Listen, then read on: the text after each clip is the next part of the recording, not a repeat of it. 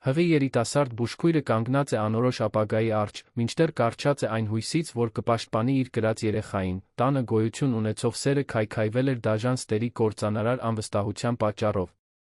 Ահաբեկչության մի գիշեր նրա կյանքը հավերժ փոխվում է, ծնվում է մի ուժ, որը ոչ ոք չէր պատկերացնում։ Եթե այս պատմությունը հետաքրքրեց ձեզ, մի մոռացեք բաժանորդագրվել մեր ալիքին, ասեք մեզ, թե որ քաղաքից եք մեզ դիտում, մենք շարունակում ենք։ Խոստանում եմ, որ սա կլինի լավագույն պատմությունը, որ երբեք կլսեք ձեր կյանքում։ Սանա լճի զեփյուռը մտավ Երանի փոքրիկ տան պատուհանից, իր հետ բերելով աղի հոտս մեկ ծանր աշխատանքային օրվա խոստումը։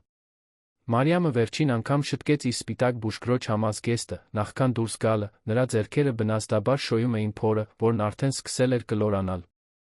Հղիության 4 ամիս։ 4 ամիս այն բանից հետո, ինչ նա հայտնաբերել էր, որ իր մեջ կրում է ամենամեծ պարքը, որ կարող էր ստանալ։ Բնակարանը դեռ լուռ էր։ Ռաֆայելը խոր քնած էր սենյակում, նա նախընտրեց չարթնացնելն։ Լան։ Վերջին շրջանում նրանց խոսակցությունները սակավացել էին, ընդհատվելով միայն միավանք բառերով, հեռավոր հայացքներով։ Մարիամը փորձում էր համոզել իրեն, որ դա պարզապես նրա շինարարական ընկերության աշխատանքի սթրեսն էր, խիստ ժամկետները, պահանջները։ Բայց սրտի խորքում նա գիտեր, որ ավելի խորը բան էր կատարվում։ Նա վերցրեց պայուսակը, լուռ դուրս եկավ, զգուշությամբ իջնելով շենքի աստիճաններով։ Առավոտյան առն արդեն տաքացնում էր Երանի փողոցները, հեռվից նա կարող էր տեսնել Սանա լիճը, որը փայլում էր որպես հայելի։ Այդ տեսարանը միշտ հանգստացնում էր նրան, նույնիսկ ամենադժվար օրերին։ Երանի քաղաքային հիվանդանոց Սուրբ Գրիգոր Լուսավորիչը գտնվում էր ավտոբուսով 20 րոպե հեռավորության վրա։ Մարիամը գիտեր այդ ճանապարհի յուրաքանչյուր կետը անգիր, յուրաքանչյուր շրջադարձ, յուրաքանչյուր կանգառ։ Նա այնտեղ աշխատում էր 6 տարի, բուժքույրական կրթություն ստանալուց հետո։ Դա մի աշխատանք էր, որը շատ բան էր պահանջում, գիշերային հերթապահություններ, շտապ դեպքեր, մարդկային ցավ տառապանք ամենօրյա չափաբաժիններով։ Բայց այնտեղ էր նա գտնում իր նպատակը, որտեղ կարող էր փոփոխություն մտցնել մարդկանց կյանքում։ Հիվանդանոց հասնելուն պես նրան դիմավորեց Ջուլիան, իր լավագույն ընկերուհին, գործընկերը։ Մարիամ, շատ վատ տեսք ունես։ Լավ քնել ես։ Մարիամը ժպտաց առանց մեծ համոզվածության։ Պարզապես հոգնած եմ, Ջուլիա։ Դու գիտես, թե ինչպես է, երեխան թույլ չի տալիս ինձ նորմալ քնել։ Ջուլիան նայեց նրան իր մայրական ձով, չնայած ընդամենը 2 տարով մեծ էր։ Միայն դա չէ։ Դու տարբեր ես քայլում։ Ռաֆայելն է։ Մարիամը շեղեց հայացքը, ծածնելով, թե ինչ-որ բան է փնտրում պայուսակում։ Ամեն ինչ կարգին է։ Նա պարզապես սթրեսի տակ է աշխատանքի պատճառով։ Ջուլիան համոզված չթվաց, բայց չպնդեց։ Նա բավականաչափ ճանաչում էր իր ընկերուհուն, որպեսզի իմանար, թե երբ նա չէր ցանկանում խոսել ինչ-որ բանի մասին։ Հերթապահությունը սկսվեց սովորականի պես աշխույժ։ Մարիամը հիվանդ առ հիվանդ էր ընդունում, վիրակապեր էր փոխում, դեղորայք էր կիրառում, խոսում էր անհանգիստ հարազատների հետ։ Յուրաքանչյուր առաջադրանք կատարվում էր այն նվիրումով, սիրով, նա միշտ ուներ իր մասնագիտության նկատմամբ։ Բայց այսօր, ի տարբերություն այլ օրերի, նրա միտքը անընդհատ թափառում էր դեպի տուն, դեպի Ռաֆայելը, դեպի այն անդունդը, որը բացվում էր նրանց միջ։ Ամեն ինչ սկսեց փոխվել մոտ 3 ամիս առաջ, երբ նա հանդիպեց Վերոնիկային։ Նա հայտնվեց որպես խորհրդատու, որին վարձել էր շինարարական ընկերությունը, որտեղ Ռաֆայելն աշխատում էր որպես ինժեներ։ Նրբագեղ կին, մեղմ խոսքով հաշվարկված ժպիտով։ Ռաֆայելը նրա մասին հիացմունքով էր խոսում, մեկնաբանում էր նրա նորարարական գաղափարները, թե ինչպես էր նա օգնում ընկերությանը զարգանալ։ Սկզբում Մարիամը մեծ նշանակություն չտվեց։ Նա վստահում էր իր ամուսնուն։ Բայց աստիճանաբար նա նկատեց նուրբ փոփոխություններ։ Ռաֆայելը սկսեց ավելի ուշ տուն գալ, միշտ հանդիպումների մասին պատրվակներով, որոնք երկարաձգվում էին։ Նա սկսեց հարկադրաբար ստուգել հեռախոսը, էկրանը թաքցնելով, երբ նա մոտենում էր։ Եվ ամենավատը, նա սկսեց ավելի շատ խմել։ Ընթրիքի մեկ գարեջուրը վերածվեց ամեն գիշեր կես շիշ վիսկիի։ Երբ Մարիամը հայտարարեց հղիության մասին, նա հույս ուներ, որ դա կմերձեցնի նրանց նորից։ Նա պատկերացնում էր, որ ծնող դառնալու լուրը կվերադարձներ այն մարդուն, ում նա ճանաչել սիրել էր, այն երասկոտ Ռաֆայելին, ով մի օր առաջարկել էր իր ձեռքը լճի ափին, խոստանալով նրա հետ կառուցել երջանիկ ընտանիք։ բայց նրա արձագանքը սառն էր, հեռավոր։ Նա պարզապես գլխով արեց, անզգաշնորհավորանք մրմնջաց ուշադրությունը դարձրեց հեռախոսին։ Այդ գիշեր Մարիամը լացեց մենակ լոգարանում, ձեռքերը փորի վրա դրած, խոստանալով երեխային, որ նույնիսկ եթե աշխարհը փլվի, նա կպաշտպանի նրան։ Ճաշի ժամին Մարիամը նստեց հիվանդանոցի ճաշարանում Ջուլիայիս երկու գործընկերների հետ։ Ժողովուրդ, տեսաք, որ տիկին Կարինեին այսօր դուրս գրեցին հիվանդանոցից։ Այնքան հուզված էր, մեկնաբանեց բուժքույրերից մեկը։ Այո, նա գրեթե 2 ամիս հիվանդանոցում էր։ Դա պայքար էր, բայց մենք հաջողեցինք։ Մարիամը ժպտաց, հիշելով 70-ամյա կնոջը, ով քաջաբար պայքարել էր ծանր վարակի դեմ։ Այդպիսի պատմությունները նրան հիշեցնում էին, թե ինչու էր նա ընտրել այս մասնագիտությունը։ Մարիամ, իսկ դու։ Ինչպես է հղիութ։ Յունը։ Արդեն գիտես երեխայի սեռը, հարցրեց Ջուլիան, փոխելով թեման։ Դեռ ոչ։ Հաջորդ շաբաթ մորֆոլոգիական ուլտրաձայնային հետազոտություն կանեմ։ Անհամբեր եմ։ Կարծում եմ, տղա է։ Դու տղա ունենալու տեսք ունես, ասաց գործընկերներից մեկը, բոլորը ծիծաղեցին։ Մարիամը քնքշորեն շոյեց իր փորը։ Սեռը կարևոր չէ։ Պարզապես ուզում եմ, որ առողջ լինի։ Իսկ Ռաֆայելը։ Նա էլ է անհամբեր։ Հարցը քարի պես ընկավ աշխույժ խոսակցության մեջ։ Մարիամը զգաց, թե ինչպես է կոկորդի հանգույցը ձգվում։ Նա զբաղված է աշխատանքով։ Բայց այո, երջանիկ է։ Սուտը դժվարությամբ դուրս եկավ։ Ջուլիան մտահոգված նայեց նրան, բայց նորից նախընտրեց չպնդել։ Հերթապահության մնացած մասն անցավ գործունեության մշուշի մեջ։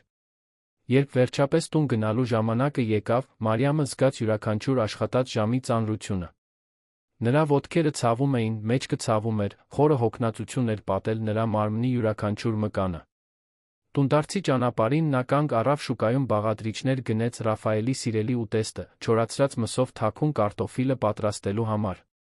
Միգուցե հատուկ ընթրիքը կարող էր կոտրել նրանց միջ առաջացած սառույցը։ Միգուցե դա հնարավորություն էր, իրականում խոսելու երեխայի, ապագայի, իրենց մասին։ Տուն մտնելուն պես նա բնակարանը դատարկ գտավ։ Ռաֆայելը դեռ չէր եկել։ Մարիամը սկսեց ընթրիք պատրաստել, զգուշությամբ կտրելով բաղադրիչները, համեմելով միսը, տրորելով կարտոֆիլը։ Երբ նա եփում էր, իրեն թույլ տվեց մի փոքր երազել։ Նա պատկերացրեց, թե ինչպես է Ռաֆայելը գալիս, ուտելիքի հոտը նրան ժպտալ է տալիս, նրանք երկուսով նստա ձեն սեղանի շուրջ, խոսելով ինչպես հին ժամանակներում։ Նա պատկերացրեց, թե ինչպես է նրան պատմում երեխայի սենյակի պլանների, այն անունների մասին, որոնք մտածել էր։ 8, 9, 10։ Ընթրիքն արդեն վաղուց պատրաստ էր, սառչում էր խնամքով դրված սեղանին։ Մարիամը փորձեց զանգահարել Ռաֆայելին 3 անգամ, բայց նա չպատասխանեց։ Նա հաղորդագրություններ ուղարկեց, որոնք անպատասխան մնացին։ Ժամը 11:30-ին նա վերջապես լսեց բանալու շրջադարձը կողպեքում։ Նրա սիրտը թռավ, թեթացման անհանգստության խառնուրդ։ Երբ դուռը բացվեց, Ռաֆայելը ներս մտավ մի փոքր շարժվելով։ Ալկոհոլի հոտը նրանից բարձրանում էր որպես խիտ ամպ։ Ռաֆայել, լավ ես։ Ես անհանգիստ էի։ Նա նայեց նրան ապակե աչքերով, ծնոտը լարված։ Անհանգիստ։ Ինչ նորություն։ Սուրբ Մարիամն անհանգիստ է։ Սարկաստիկ տոնը նրան անակնկալի բերեց։ Ես ընթրիք պատրաստեցի։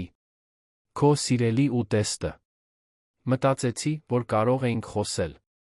Ռաֆայելը դառը ծիծաղեց, ուժգին նետելով բանալիները սեղանին։ Խոսել։ Ինչի։ Մասին, Մարիամ։ Երեխայի։ Մասին։ Այն ձը, որով նա արտասանեց երեխա բառը։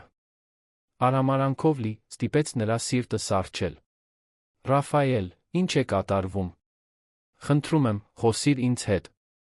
Նա մոտեցավ, Մարիամը կարող էր տեսնել բարկությունը, որը վառվում էր նրա աչքերում։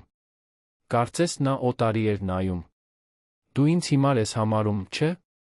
Կարծում ես, որ ես ոչինչ չգիտեմ։ Ինչի։ Մասին ես խոսում։ Մի ձացրու անմեղ։ Վերոնիկան ինձ ամեն ինչ պատմել է։ Ամեն ինչ, Մարիամ։ Մարիամը զգաց, թե ինչպես է գետինը սահում իր ոտքերի տակից։ Վերոնիկա։ Այդ անունը, որը վերջերս հայտնվում էր յուրաքանչյուր խոսակցության, յուրաքանչյուր քննարկման մեջ։ Ինչ է նա պատմել քեզ, Ռաֆայել։ Ինչ է ասում այդ կինը։ Որ դու ինձ դավաճանել ես։ Որ այդ երեխան, որ դու ասում ես իմն է, կարող է լինել ցանկացած մեկինը։ Բառերը ապտակի պես էին։ Մարիամը զգաց, թե ինչպես են արցունքներն այրում իր աչքերը։ Դա սուտ է։ Ինչպես կարող ես հավատալ այդպիսի բանի։ Ո՞վ է Վերոնիկան, որ խոսի մեր կյանքի, մեր երեխայի մասին։ Նա իմ ընկերուհին է։ Նա անհանգստանում է ինձ համար։ Ի տարբերություն քեզ, ով միայն իր մասին է մտածում։ Ռաֆայել, խնդրո։ Ում եմ, նայիր ինձ։ Նայիր իմ աչքերին։ Իրոք հավատում ես, որ ես ի վիճակի կլինեի դավաճանել քեզ։ Այն ամենից հետո, ինչ մենք միասին կառուցել ենք։ Բայց Ռաֆայելն արդեն բանականությունից դուրս էր։ Ալկոհոլը Վերոնիկայի տնկած թույնը լիովին տիրել էին նրան։ Ես էլ չգիտեմ, թե ում հավատալ։ Ես էլ ոչինչ չգիտեմ։ Նա շրջվեց գնաց սենյակ, ուժգին փակելով դուռը։ Մարիամը մնաց մենակ հյուրասենյակում, ձեռքերը դողում էին, արցունքները ազատորեն հոսում էին դեմքով։ Նա նայեց դրված սեղանին, ընթրիքին, որը նա այդքան սիրով էր պատրաստել, հիմա սառը մոռացված։ Նա նստեց բազմոցին, գրկելով իր փորը, զգալով երեխայի առաջին ամաչկոտ շարժումները իր ներսում։ Մի անհանգստացիր, իմ սեր։ Ամեն ինչ լավ կլինի։ Մայրիկը կպաշտպանի քեզ։ Միշտ։ Բայց մինչ նա ասում էր այդ բառերը, Մարիամը չէր կարողանում հեռացնել այն վախը, որը մեծանում էր իր կրծքի մեջ։ Վախը, որ ամեն ինչ նոր էր սկսում փլուզվել, որ ամենավատը դեռ առջում էր։ Այդ գիշեր նա քնեց բազմոցին, բարձը գրկած, աղոթելով, որ լուսաբացը որոշ հույս բերի։ Բայց դրսում աստղերը անտարբեր փայլում է։ Ինսանա լճի վրա, Երանի այդ փոքրիկ տանը ծավալվող տառապանքի լուր վկաներ։ Արի առաջին ճառագայթները մտան հյուրասենյակի պատուհանից, գտնելով Մարիամին դեռ բազմոցին կծկված։ Նրա աչքերը այտուցված էին լացից, մարմինը ցավում էր անհարմար դիրքով քնելուց։ Զգուշությամբ նա բարձրացավ գնաց լոգարան, խուսափելով աղմուկ հանելուց, որպեսզի չարթնացնի Ռաֆայելին։ Հայելու մեջ նայելիս նա հազիվ էր ճանաչում իր սեփական պատկերը։ Երբ էր նա դարձել այս տխուր հայացքով թեքված ուսերով կինը։ Որտեղ էր այն կենսուրախ Մարիամը, ով ավարտել էր բուժքույրական բաժինը դասարանի լավագույնների շարքում։ Այն մեկը, ով պարում էր անձրի տակ բարձր ծիծաղում, առանց վախենալու հարաններին անհանգստացնելուց։ Ռաֆայելը անգիտակից վիճակում էր անկողնում, երբ նա անցավ կիսաբաց դռնով։ Մարիամը վերցրեց իր համազգեստը, արագ հագնվեց դուրս եկավ մեկ աշխատանքային օրվա համար, առանց նույնիսկ նախաճաշելու։ Շրջված ստամոքսն, այնուամենայնիվ, ուտելիք չէր պահանջում։ Հիվանդանոցում Ջուլիան նրան սպասում էր 2 բաժակ սուրճով դեռ տաք պանրով բուլկիով։ Դու պետք է ուտես, Մարիամ։ Դա միայն քեզ համար չէ, դա երեխայի համար է։ Մարիամը թույլ ժպիտով ընդունեց, պանրով բուլկին հալվում էր նրա բերանում, որոշակի հարմարավետություն բերելով իր դատարկ ստամոքսին։ Շնորհակալություն, Ջուլիա։ Դու միշտ գիտես, թե ինչ է ինձ պետք։ Ես քեզ ճանաչում եմ 6 տարի, ընկերուհի։ Ես գիտեմ, երբ ինչ-որ բան սխալ է։ Եվ սխալ է, չէ՞։ Մարիամը շուրջը նայեց, համոզվելով, որ ուրիշ ոչ ոք չկա մոտակայքում։ Ռաֆայելը փոխվել է, Ջուլիա։ Նա սարսափելի բաների է հավատում իմ մասին։ Բաներ, որոնք ճիշտ չեն։ Ինչպիսի՞։ Բաներ։ Մարիամի ձայնը գրեթե շշուկով դուրս եկավ։ Նա կարծում է, որ ես դավաճանել եմ նրան։ Որ երեխան իրենը չէ։ Ջուլիան անհավատությամբ լայն բացեց աչքերը։ Ինչ։ Բայց դա անհեթեթություն է։ Որտեղից է նա այդ միտքը վերցրել։ Վերոնիկայից։ Նրա ընկերության խորհրդատուն։ Նա այդ ստերը դնում է նրա գլխում։ Ջուլիան գլխով արեց, վրդովված։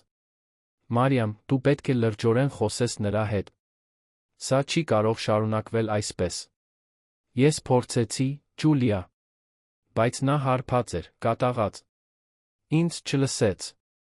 Նախքան Ջուլիան կարողանար պատասխանել, նրանց կանչեցին շտաբ դեպքի։ Միջին տարիքի մի տղամարդ հիվանդանոց էր եկել ինֆարկտի ախտանիշներով։ Մարիամը մտավ ավտոմատ ռեժիմ, իր ողջ ուշադրությունը կենտրոնացնելով այդ կյանքը փրկելու վրա։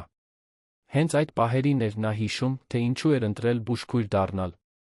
Ուրիշ ոչինչ կարող չէր, բացի հիվանդի կյանքի կայունության մեջ տարբերություն մտցնելուց։ 2 ժամ անց, երբ տղամարդն արդեն կայուն էր, տեղափոխվում էր վերակենդանացման բաժին, Մարիամը մի պահ նստեց հանգստի սենյակում։ Նրա ոտքերը ցավում էին, ստորին որովայնի սուր ցավը նրան ստիպեց կռանալ։ Լավ ես։ Ջուլիան վազելով ներս մտավ, տեսնելով նրան գունատ։ Պարզապես ցավ է։ Երի նորմալ է հղիության համար։ Արագ ուլտրաձայնային հետազոտություն անենք։ Պարզապես համոզվելու համար։ Անհրաժեշտ չէ, Ջուլիա։ Ես լավ եմ։ Բայց Ջուլիան արդեն ձեռքով քաշում էր նրան դեպի ուլտրաձայնային հետազոտության բաժին։ Դանիելան, հերթապահ տեխնիկը նրանց ընկերուհին, պատրաստեց սարքավորումը առանց հարցեր տալու։ Արի արագ նայենք այս երեխային, լավ։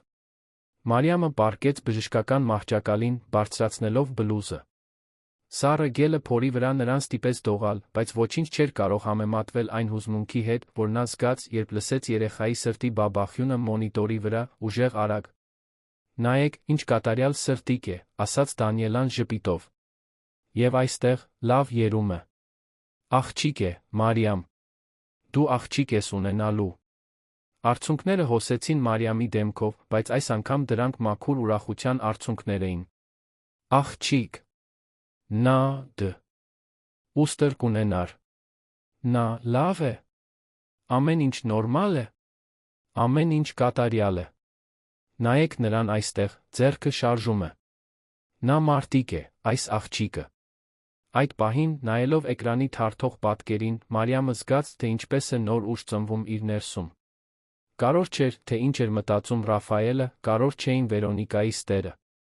Նա դուստր ուներ պաշտպանելու ավելի մեծ պատճառ, քան ցանկացած ցավ շարունակելու պայքարը։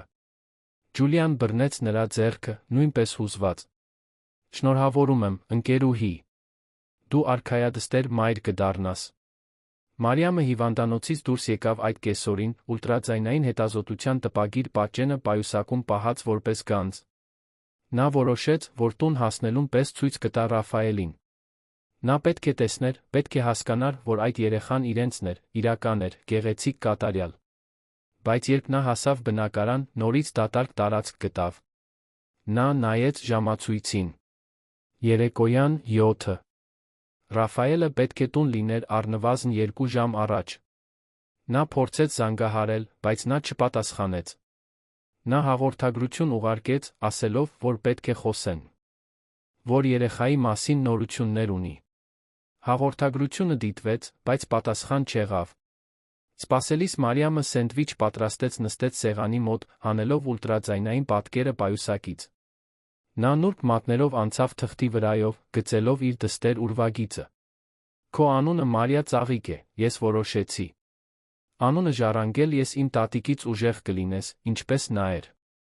Դրան բանալու ձայնը ստիպեց նրան արագ թաքցնել պատկերը։ Ռաֆայելը ներս մտավ, այս անգամ ակնհայտորեն սթափ, բայց դեմքին կոշտ արտահայտությամբ։ Եվ նա մենակ չէր։ Նրա հետից ներս մտավ մի կին, ում Մարիամը ճանաչեց Ռաֆայելի ամիսներ առաջ ցույց տված լուսանկարից։ Վերոնիկա։ Նա հենց այնպիսին էր, ինչպիսին Մարիամը պատկերացնում էր։ Բարձրահասակ, նրբագեղ, անթերի հարդարված սմազերով ժպիտով, որը չէր հասնում աչքերին։ Մարիամ, սա Վերոնիկան է։ Նա եկել է, որպեսզի մենք քաղաքակիրթ կերպով խոսենք իրավիճակի մասին։ Տեսարանի լկտիությունը Մարիամին մի պահ անխոս թողեց։ Ռաֆայել, ինչ է կատարվում։ Ինչու։ Ես այդ կնոջը բերել մեր տուն։ Վերոնիկան մի քայլ առաջ արեց, նրա ձայնը ղմեր, բայց քողարկված թույնով լի։ Մարիամ, գիտեմ, որ սա նուրբ է, բայց Ռաֆայելը խնդրեց, որ ես այստեղ լինեմ։ Որպես նրա ընկերուհի, իմ պարտքն է օգնել նրան այս դժվար պահին։ Օգնել նրան։ Դու ես, ով կործանում է մեր ամուսնությունը քո ստերով։ Վերոնիկան պահպանեց ժպիտը, բայց նրա աչքերը փայլեցին չարությամբ։ Ստեր չեն, սիրելիս։ Ես ապացույցներ ունեմ։ Ռաֆայելն արժանի է իմանալու ճշմարտությունը։ Նա բացեց իր ապրանքանիշի պայուսակը ծրար հանեց, մեկնելով Ռաֆայելին։ «Ինչ է սա», հարցրեց Մարիամը, զգալով, թե ինչպես է վախը ձգում իր կրծքը։ «Ապացույցներ, որ դու հավատարիմ չես եղել քո ամուսնուն», պատասխանեց Վերոնիկան, յուրաքանչյուր բառ թույնի պես ընկնելով։ «Խոսակցություններ, հանդիպումներ։ Ամեն ինչ այստեղ է»։ Մարիամը զգաց, թե ինչպես է աշխարհը պտտվում։ Դա մղձավանջ էր։ «Սա ծիծաղելի է։ Ռաֆայել, դու հավատալու ես նրան։ Հավատալու ես թղթերին, որոնք նա բերել է ուր որ էլ լինի»։ Բայց Ռաֆայելն արդեն բացում էր ծրարը, նրա աչքերը սահում էին փաստաթղթերի վրայով։ Մարիամը տեսավ, թե ինչպես է նրա արտահայտությունն։ Վելի է կոշտանում։ «Բացատրիր սա, Մարիամ։ Բացատրիր այս հաղորդագրությունները։ Բացատրիր այս հյուրանոցի անդորրագիրը»։ Մարիամը պոկեց թղթերը նրա ձեռքից։ Նայելիս նա տեսավ խոսակցություններ, որոնք երբեք չէր ունեցել, մի հավելվածում, որը նույնիսկ չէր օգտագործում։ Նա տեսավ մի հյուրանոցի անդորրագիր, որտեղ երբեք չէր եղել, մի ամսաթվով, որը նա հիանալի գիտեր, թե որտեղ էր։ Հիվանդանոցում 24-ժամյա հերթապահության ժամանակ։ Սա կեղծ է։ Այս ամենը կեղծված է։ Ռաֆայել, այն օրը, երբ այս անդորրագիրն ասում է, որ ես այդ հյուրանոցում էի, ես հերթապահության էի։ Դու կարող ես ստուգել հիվանդանոցից։ Վերոնիկան ուսերը թափահարեց։ Գրանցումները կարող են փոփոխվել, Մարիամ։ Հատկապես, երբ ճիշտ տեղերում ընկերներ ունես։ Այն սառնությունը, որով այդ կինը ստում էր, սարսափելի էր։ Մարիամը նայեց Ռաֆայելին, աչքերով աղերսելով, որ նա տեսնի ճշմարտությունը։ Ռաֆայել, խնդրում եմ։ Դու ինձ ճանաչում ես 8 տարի։ Մենք ամուսնացած ենք 4 տարի։ Իրոք կարծում ես, որ ես կանեի դա քեզ հետ։ Որ կդավաճանեի այն ամենը, ինչ մենք միասին կառուցել ենք։ Մի կարճ պահ Մարիամը տեսավ, թե ինչպես է ինչ-որ բան տատանվում նրա աչքերում։ Կասկածի կայծ, միգուցե նույնիսկ զղջում։ Բայց հետո Վերոնիկան նուրբ դիպավ Ռաֆայելի ձեռքին, արտաքուստ հանգստացնող ժեստ, բայց որը Մարիամը ընկալեց որպես մաքուր մանիպուլյացիա։ Գիտեմ, որ ցավոտ է, Ռաֆայել։ Բայց դու արժանի ես իմանալու ճշմարտությունը։ Եվ արժանի ես հայրության թեստի։ Դա քո իրավունքն է։ Մարիամը զգաց, կարծես հարվածել էին իր որովայնին։ Ինչպես ես համարձակվում։ Ինչպես ես համարձակվում մտնել իմ տուն կասկածի տակ դնել իմ երեխայի հայրությունը։ Նա ձեռքը տարավ պայուսակին հանեց ուլտրաձայնային պատկերը, դողացող ձեռքերով մեկնելով Ռաֆայելին։ Այսօր ես ուլտրաձայնային հետազոտություն արեցի։ Աղջիկ է, Ռաֆայել։ Մեր դուստրը։ Նայիր նրա փոքրիկ սրտի բաբախյունին։ Չես տեսնում։ Նա մերն է։ Ռաֆայելը վերցրեց պատկերը, նրա աչքերը սահում էին սպիտակ լուսանկարի վրայով։ Մի պահ Մարիամը տեսավ, թե ինչպես է ինչ-որ բան փափկում նրա արտահայտության մեջ։ Բայց Վերոնիկան արագ միջամտեց։ Դա ոչինչ չի ապացուցում, Ռաֆայել։ Ուլտրաձայն։ Այն հետազոտությունները ցույց են տալիս միայն, որ երեխա կա։ Բայց ում է այդ երեխան, միայն դնտ-թեստը կարող է ասել։ Բավական է։ Մարիամը բղավեց, նրա համբերությունը վերջապես սպառվեց։ Դուրս եկ իմ տանից։ Դու իրավունք չունես այստեղ լինելու, մեր ամուսնությանը միջամտելու։ Վերոնիկան ձեռքերը բարձրացրեց կեղծ հանձնվելու ժեստով։ Լավ է, լավ է։ Ես գնում եմ։ Բայց Ռաֆայել, դու գիտես, թե ուր գտնել ինձ, երբ պետք լինի խոսել ինչ-որ մեկի հետ, ով իսկապես հոգ է տանում քո մասին։ Նա վերջին հաղթական հայացք նետեց Մարիամին, նախքան դուրս գալը, նրա բարձրակրունկների արձագանքը միջանցքում մինչ անհետանալը։ Մնացած լռությունը ծանր էր, խեղդող։ Ռաֆայելը դեռ պահում էր ուլտրաձայնային պատկերը, նրա դեմքը անհնար էր վերծանել։ Ռաֆայել, խոսեց Մարիամը, ձայնը խեղդված։ Խնդրում եմ, հավատա ինձ։ Այդ կինը ստում է։ Ես երբեք քեզ չէի դավաճանի։ Երբեք։ Նա վերջապես նայեց նրան, այն, ինչ Մարիամը տեսավ նրա աչքերում, ավելի վատ էր, քան բարկությունը։ Դա անտարբերություն էր։ Ինձ ժամանակ է պետք մտածելու համար։ Ինչի՞։ Մասին մտա։ Ծելու։ Այն մասին, թե արդյոք հավատալու ես քո կնոջը, թե օտարին։ Նա օտար չէ։ Նա մեկն է, ով ազնիվ է եղել ինձ հետ։ Իսկ ես չեմ եղել։ 8 տարվա ընթացքում ես երբես ստել եմ քեզ։ Ռաֆայելը չպատասխանեց։ Նա պարզապես դրեց ուլտրաձայնային պատկերը սեղանին, գնաց սենյակ, փակելով դուռը իր հետից։ Մարիամը կանգնած մնաց այնտեղ, նայելով այդ փակ դռանը, զգալով, կարծես իր ողջ կյանքը փլուզվում էր։ Նա նայեց Մարիա ծաղիկի պատկերին սեղանին, այդ ուժեղ քաջ սրտիկին։ Մենք կհաղթահարենք սա, իմ սեր։ Ինչ-որ կերպ, մենք ճանապարհ կգտնենք։ Ճշմարտությունը միշտ հաղթում է վերջում։ Բայց այդ գիշեր, երբ նա նորից պառկեց բազմոցին, Մարիամը չէր կարողանում հեռացնել այն զգացումը, որ ամենավատը դեռ առջում էր։ Հետագա օրերը Մարիամի կյանքի ամենադժվարն էին։ Ռաֆայելը հազիվ էր խոսում նրա հետ, ժամանակի մեծ մասն անցկացնելով սենյակում փակված կամ պարզապես բացակայում էր, ուշ-գիշեր տուն գալով միշտ ալկոհոլի հոտով։ Խոսելու փորձերը ստանում էին լռություն կամ միավանք պատասխաններ։ Հիվանդանոցում Մարիամը ջանում էր պահպանել նորմալության տեսքը։ Բայց Ջուլիան չափազանց լավ էր ճանաչում ընկերուհուն, որպեսզի խաբվեր։ Դու չես կարող այսպես շարունակել, Մարիամ։ Պետք է պատմես քո ընտանիքի որևէ անդամի։ Քո եղբայրները պետք է իմանան, թե ինչ է կատարվում։ Մարիամը եռանդուն գլխով արեց, ոչ նշանակելով։ Ոչ, Ջուլիա։ Իմ եղբայրներն ունեն իրենց սեփական կյանքը։ Տիգրանը Գյումրիում է, իր տեխնոլոգիական ընկերության կարևոր նախագծի հետ։ Արմենը Լորիում է, համակարգելով բնապահպանական ծրագիրը։ Իսկ Արամը հանրապետության հրապարակում է, իր քաղաքական կարիերայի հետ։ Նրանք պետք չէ անհանգստանան ինձ համար։ Բայց նրանք հոգ են տանում քո մասին։ Նրանք քո եղբայրներն են։ Ես ինքս կլուծեմ սա։ Պետք է լինի մի ճանապարհ, որ Ռաֆայելը տեսնի ճշմարտությունը։ Բայց Մարիամը չգիտեր, թե ինչպես։ Վերոնիկան այնքան խորը կասկածի սերմեր էր տնկել, որոնք անհնարին էին թվում արմատախիլ անելը։ Այդ հինգշաբթի, հատկապես հոգնեցուցիչ հերթապահությունից հետո, Մարիամը տուն վերադարձավ, վճռականորեն իրական զրույց ունենալու Ռաֆայելի հետ։ Որքան էլ նա դիմադրեր, նրանք պետք է լուծեին այդ իրավիճակը։ Նա գտա նրան բազմոցին, սեղանին կես շիշ վիսկի։ Նա նայում էր դատարկությանը, նրա դեմքը նշված էր մի տխրությամբ, որը նույնիսկ Մարիամի բարկությունը չէր կարողանում լիովին անտեսել։ Ռաֆայել, մենք պետք է խոսենք։ Նա նայեց նրան հոգնած աչքերով։ Խոսելու ոչինչ չկա։ Կա։ Ամեն ինչ կա խոսելու։ Մեր մասին, մեր դստեր մասին, այն ստերի մասին, որոնք կործանում են մեր ամուսնությունը։ Մեր դուստրը։ Ռաֆայելը դառը ծիծաղեց։ Դու դեռ պնդում ես դա։ Այդ բառերի ցավը խորը կտրեց։ Ինչպես կարող ես կասկածել։ Նայիր ինձ, Ռաֆայել։ Երբ ես ժամանակ կունենայի քեզ դավաճանելու։ Ես ամբողջ օրը հիվանդանոցում եմ անցկացնում, ուղիղ տուն եմ գալիս։ Իմ կյանքը աշխատանքն է դու։ Միշտ էլ այդպես է եղել։ Վերոնիկան ասաց, որ դու քո հերթապահությունները որպես պատրվակ ես օգտագործում։ Որ դու սիրեկան ունես, ով աշխատում է հիվանդանոցում։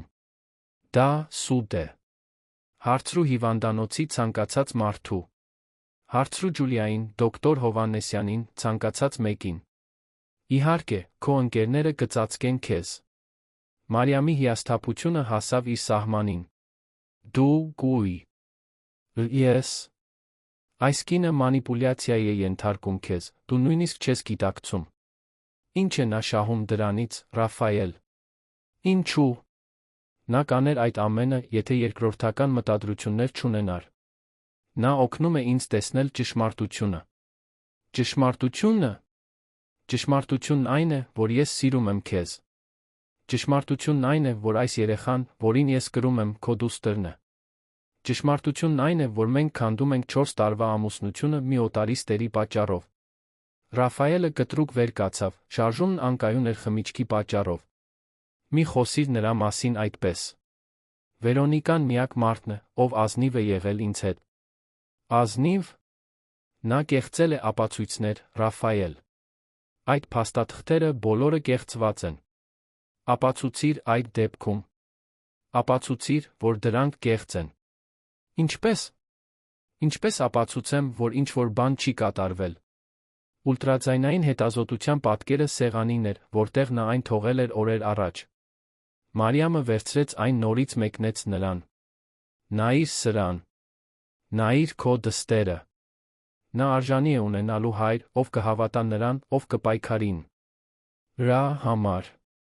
Ռաֆայելը նայեց պատկերին, մի պահ Մարիամը տեսավ հույզի փայլ նրա աչքերում։ Բայց հետո նա հեռացրեց այն։ Ինձ կոնկրետ ապացույցներ են պետք, Մարիամ։ Ինձ տնդ թեստ է պետք։ Լավ է։ Լավ է։ Մենք կանենք թեստը։ Երբ նա ծնվի, մենք կանենք թեստը, դու կտեսնես, որ սխալվում ես։ Կտեսնես, որ անիմաստ կործանել ես մեր ընտանիքը։ Պետք չէ սպասել, մինչ նա ծնվի։ Կարող ես անել հղիության ընթացքում։ Մարիամը գիտեր այդ ընթացակարգը։ Այն ինվազիվ էր, ռիսկեր ուներ, թե փոքր։ Ես չեմ վտանգի իմ դստերը քո պարանոյայի պատճառով։ Ուրեմն դու թաքցնելու բան ունես։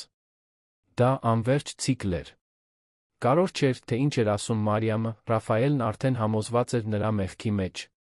Գիտես ինչ, Ռաֆայել։ Արա ինչ ուզում ես։ Հավատա, ում ուզում ես։ Բայց իմացիր, որ ես երբեք քեզ չեմ դավաճանել, որ այս երեխան քոնն է։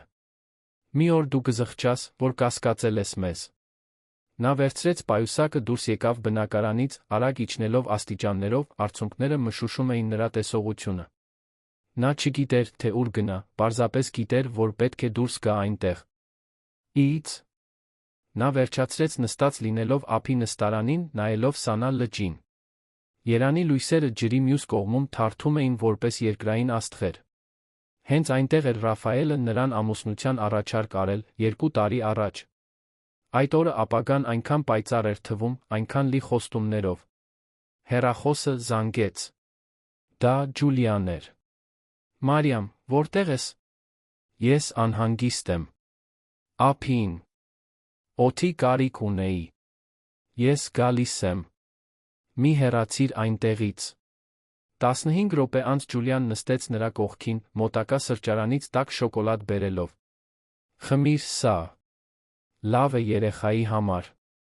Մարիամը ընդունեց, տաք հեղուկը որոշակի հարմարավետություն բերեց իր դողացող մարմնին, թե սրտից, թե հույզից։ Նա ուզում է, որ ես տնդ թեստ անեմ հղիության ընթացքում, Ջուլիա։ Եվ դու անելու ես։ Ոչ։ Ես չեմ վտանգի իմ դստերը։ Երբ նա ծնվի, ես կանեմ։ Բայց ոչ հիմա։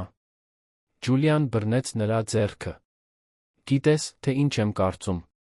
Կարծում եմ, որ դու պետք է պատմես քո եղբայրներին։ Պետք չէ միայնակ դիմակայել դրան։ Մարիամը մտածեց Տիգրանի, Արմենի Արամի մասին։ Նրա 3 ավագ եղբայրները, Յուրա։ Քանչյուրը կյանքի տարբեր ուղիներով գնացած, բայց բոլորը միշտ ներկա, երբ նա կարիք ուներ։ Տիգրանը, ավագը, Գյումրիում հիմնել էր տեխնոլոգիական ընկերություն, որն այժմ երկրի ամենախոստումնալիցներից մեկն էր։ Արմենը, միջնեկը, իր կյանքը նվիրել էր կենսաբանությանը, աշխատում էր Լոռիում բնապահպանական ծրագրերի վրա։ Արամը, ընդամենը 2 տարով ավագ նրանից, քաղաքական կարիերա էր սկսել, այժմ կարող խորհրդական էր հանրապետության հրապարակում։ Երեքն էլ սկզբից դեմ էին Ռաֆայելի հետ նրա ամուսնությանը։ Ոչ թե այն պատճառով, որ նրան չէին սիրում, այլ այն պատճառով, որ կարծում էին, թե նա չափազանց երիտասարդ է, որ պետք է կենտրոնանա կարիերայի վրա։ Բայց երբ նրանք տեսան, որ Մարիամը իսկապես սիրահարված է, վերջիվերջո ընդունեցին, թե վերապահումներով։ Նրանց հիմա պատմելը կնշանակեր ընդունել, որ միգուցե նրանք ճիշտ էին։ Դա անհարկի կանհանգստացներ նրանց։ Թե ոչ։ Միգուցե դու ճիշտ ես, Մարիամը վերջապես ասաց։ Միգուցե ինձ օգնություն է պետք։ Նրանք քեզ սիրում են, Մարիամ։ Նրանք կցանկանան օգնել։ Բայց Մարիամը դեռ տատանվում էր։ Նա միշտ եղել էր ամենափոքրը, ուժեղ անկախ։ Նա, ով օգնության կարիք չուներ։ Նա, ով լուծում էր իր սեփական խնդիրները։ Օգնություն խնդրելը պարտություն էր թվում։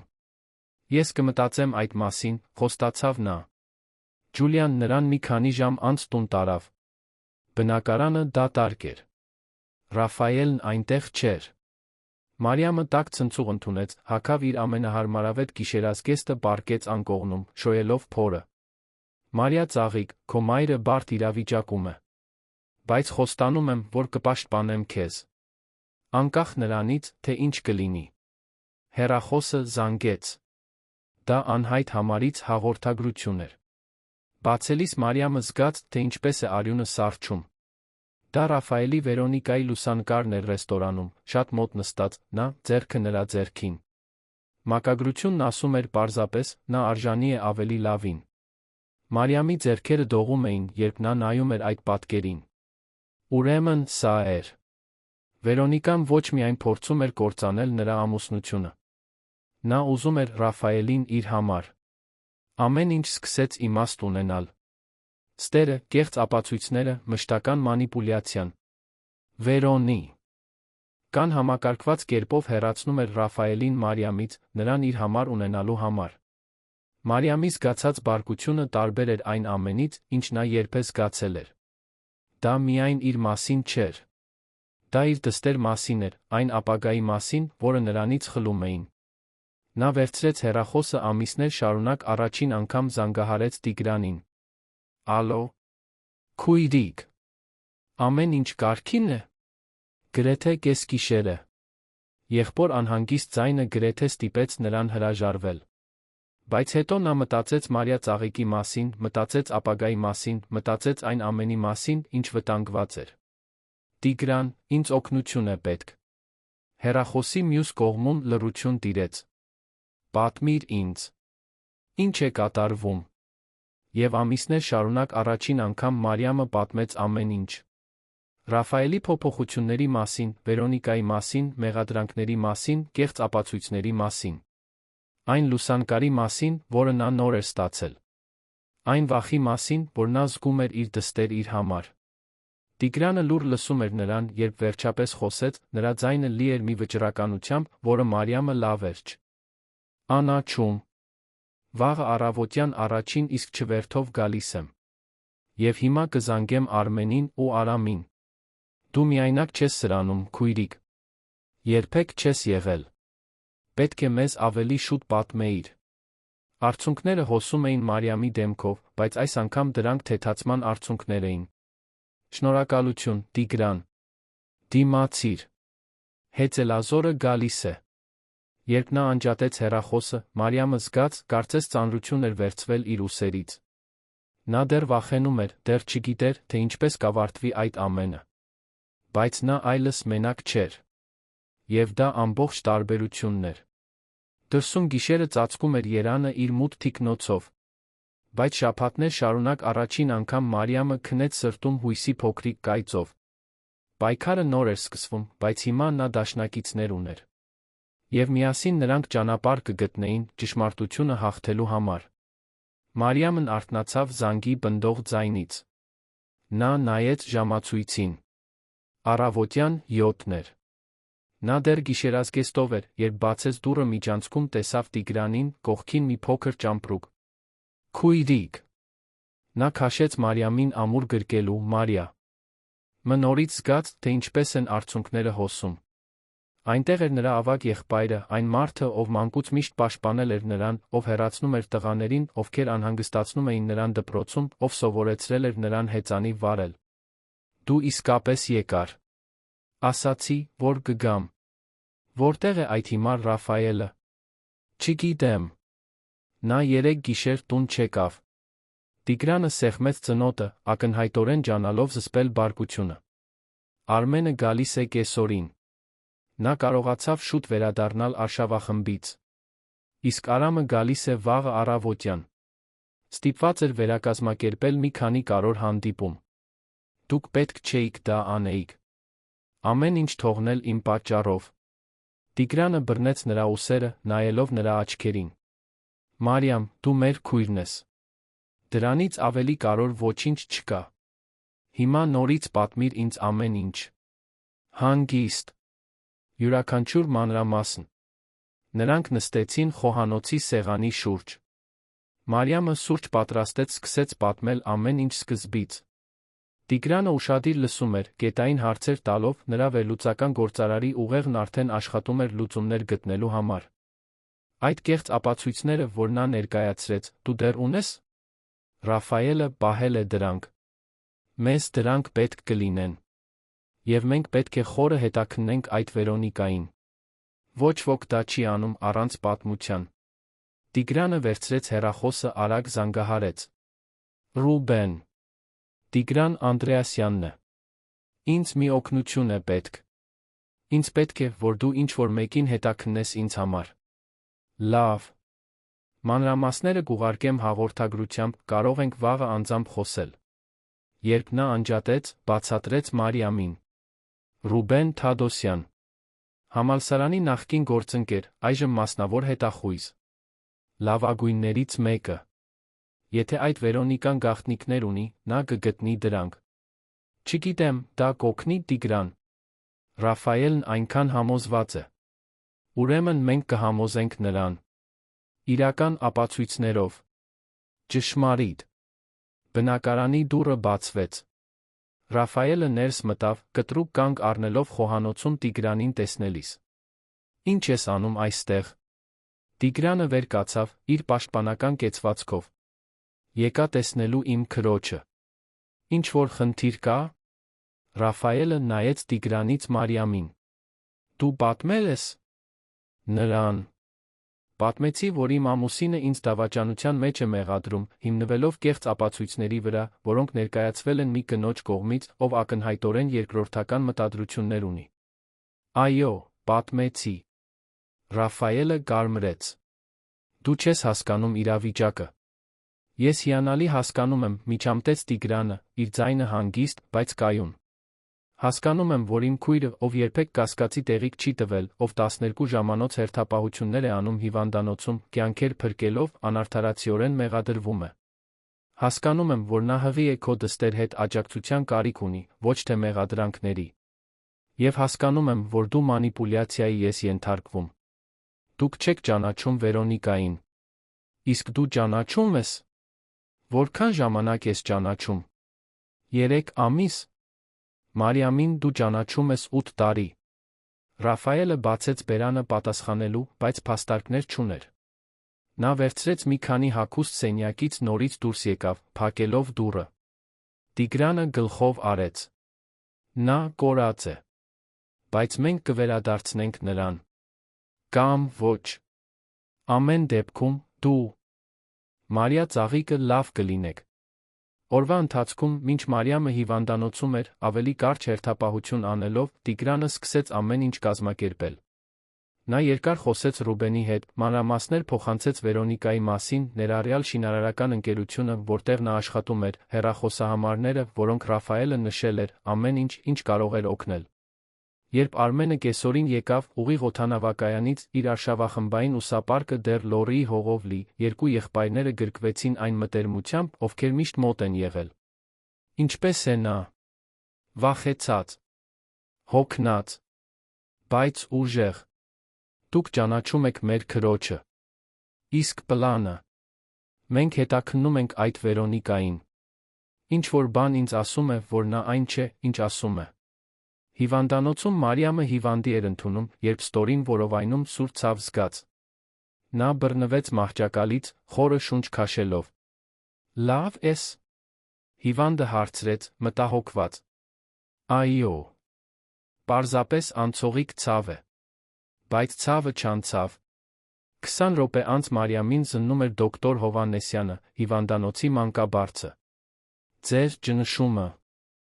բարձր է, Մարիամ։ Եվ երեխայի մոտ սթրեսի նշաններ կան։ Դուք պետք է հանգստանաք։ Չեմ կարող։ Հերթապահություններ ունեմ։ Ես ձեզ 2 շաբաթով ազատում եմ աշխատանքից։ Առանց քննարկման։ Ձեր մարմինը, ձեր երեխան հանգստի կարիք ունեն։ Մարիամը ցանկանում էր բողոքել, բայց գիտեր, որ նա ճիշտ էր։ Նրա մարմինը օգնություն էր խնդրում։ Ջուլիան նրան տուն տարավ, որտեղ նրանք գտան Տիգրանին Արմենին սպասող։ Ուրեմն սրանք են հայտնի եղբայրները, Ջուլիան ասաց ժպիտով։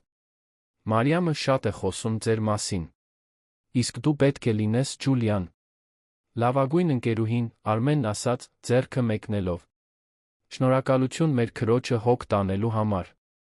Ջուլիայի հեռանալուց հետո Մարիամը պատմեց բժշկական արձակուրդի մասին։ Լավ է, Տիգրանն ասաց. Դու պետք է հանգստանաս։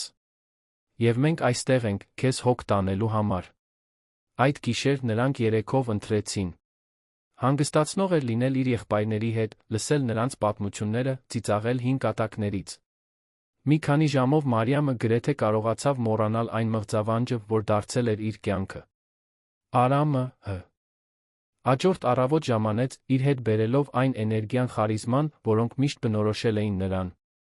Որտեղ է իմ սիրելի փոքրիկ քույրիկը, իմ զարմուհին։ Նա զգուշորեն գրկեց Մարիամին, կարծես նա ճենապակուց էր։ Ես լավ եմ, Արամ։ Կարող եք դադարել ինձ վերաբերվել, կարծես ես կկոտրվեմ։ Անդրեասյան եղբայրները 4-ով հավաքվել էին մեկ տարվա ընթացքում առաջին անգամ։ Նրանք նստեցին հյուրասենյակում, Տիգրանը բոլորին տեղեկացրեց հետաքննության մասին։ Ռուբենն արդեն մի քանի հետաքրքիր բան է գտել։ Վերոնիկան հենց այն չէ, ինչ ասում է։ Նրա իսկական անունը Վերոնիկա Սալես է, բայց նա օգտագործում է տարբեր ազգանուններ, կախված իրավիճակից։ Եվ նա ամուսնացած տղամարդկանց հետ շփվելու պատմություն ունի։ Լուրջ։ Մարիամը առաջ թեքվեց։ Շատ լուրջ։ Նա գտել է առնվազն 3 նմանատիպ դեպք վերջին 5 տարվա ընթացքում։ Նա մոտենում է խոցելի դիրքերում գտնվող տղամարդկանց, սովորաբար ամուսնացած կասկածներ է սերմանում կանանց մասին, բաժանումներ է առաջացնում։ 2 դեպքում տղամարդիկ որոշ ժամանակ մնացել են նրա հետ, բայց ի վերջո նա հեռացել է նրանց ունեցվածքի զգալի մասով։ Նա խաբեբա է, եզրակացրեց Արմենը։ Կարծես թե այո։ Եվ մենք կապացուցենք դա։ Արամը ձեռքերը խփեց։ Լավ։ Ուրեմն ինչ է պլանը։ Ինչպես ենք բացահայտելու այդ կնոջը։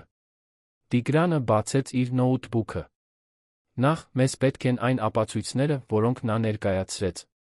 Մենք կվերլուծենք դրանք, կապացուցենք, որ դրանք կեղծ են։ Երկրորդ, մեզ պետք են վկաներ։ Մարդիկ, ովքեր կարող են վկայել, թե որտեղ էր Մարիամն այն ամսաթվերին, երբ նա իբր դավաճանում էր Ռաֆայելին։ Երրորդ, մենք պետք է բացահայտենք Վերոնիկայի պատմությունը։ Ես ընկերներ ունեմ Հանրապետության հրապարակում բարձր պաշտոններում, առաջարկեց Արամը։ Կարող եմ մուտք ստանալ որոշ գրանցումներ, որոնք միգուցե կօգնեն։ Եվ ես ճանաչում եմ Գյումրիի լավագույն փաստաբաններից մի քանիսին, հավելեց Տիգրանը։ Մեզ պետք կլինի իրավական աջակցություն այս ամենում։ Մարիամը նայեց իր 3 եղբայրներին, սիրտը լի երախտագիտությամբ սիրով։ Շնորհակալություն։ Չգիտեմ, թե ինչ կանեի առանց ձեզ։ Դու երբեք պետք չի լինի իմանաս, Արմենն ասաց ժպիտով։ Մենք միասին ենք սրանում։ Այդ կեսօրին Մարիամի հեռախոսը զանգեց։ Դա Ռաֆայելն էր։ Ալո։ Մարիամ, ինձ պետք է, որ դու ստորագրես որոշ թղթեր։ Ինչ թղթեր։ Երեխայի մասին։ Ֆինանսական համաձայնագրերի մասին։ Վերոնիկան կարծեց, որ ավելի լավ կլինի ամեն ինչ փաստաթղթավորել։ Տիգրանը, ով կողքին էր կարող էր լսել, եռանդուն գլխով արեց, ոչ նշանակելով։ Ես ոչինչ չեմ ստորագրի, առանց նախապես կարդալու, առանց իմ փաստաբանի ներկայության։ Քո փաստաբանը։ Ռաֆայելը զարմացած զայրացած հնչեց։ Երբվանից ես փաստաբան ունես։ Այն օրվանից, երբ իմ ամուսինը սկսեց ինձ անարդարացիորեն մեղադրել որոշումներ կայացնել իմ դստեր մասին, օտարի օգնությամբ։ Մարիամ, մի բարդացրու ամեն ինչ։ Դրանք պարզապես ծականություններ են։ Ուրեմն խնդիր չի լինի, որ ես փաստաբան ունենամ, ճիշտ է։ Ուղարկիր թղթերը էլեկտրոնային փոստով, ես կվերլուծեմ դրանք։ Նա անջատեց, նախքան Ռաֆայելը կարողանար պատասխանել։ Լավ է արված, Տիգրանն ասաց հավանությամբ։ Երբեք ոչինչ մի ստորագրիր, առանց կարդալու։ Եվ ես գրեթե վստահ եմ, որ այդ թղթերը քեզ համար լավ բան չեն։ Մի քանի ժամ անց թղթերը էլեկտրոնային փոստով հասան։ Տիգրանը կարդաց դրանք գունատվեց։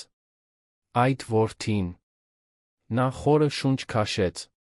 Այդ թղթերը նրան կտային երեխայի լիակատար խնամակալություն, ալիմենտից հրաժարում քո հայտարարությունը, ընդունելով անհավատարմություն։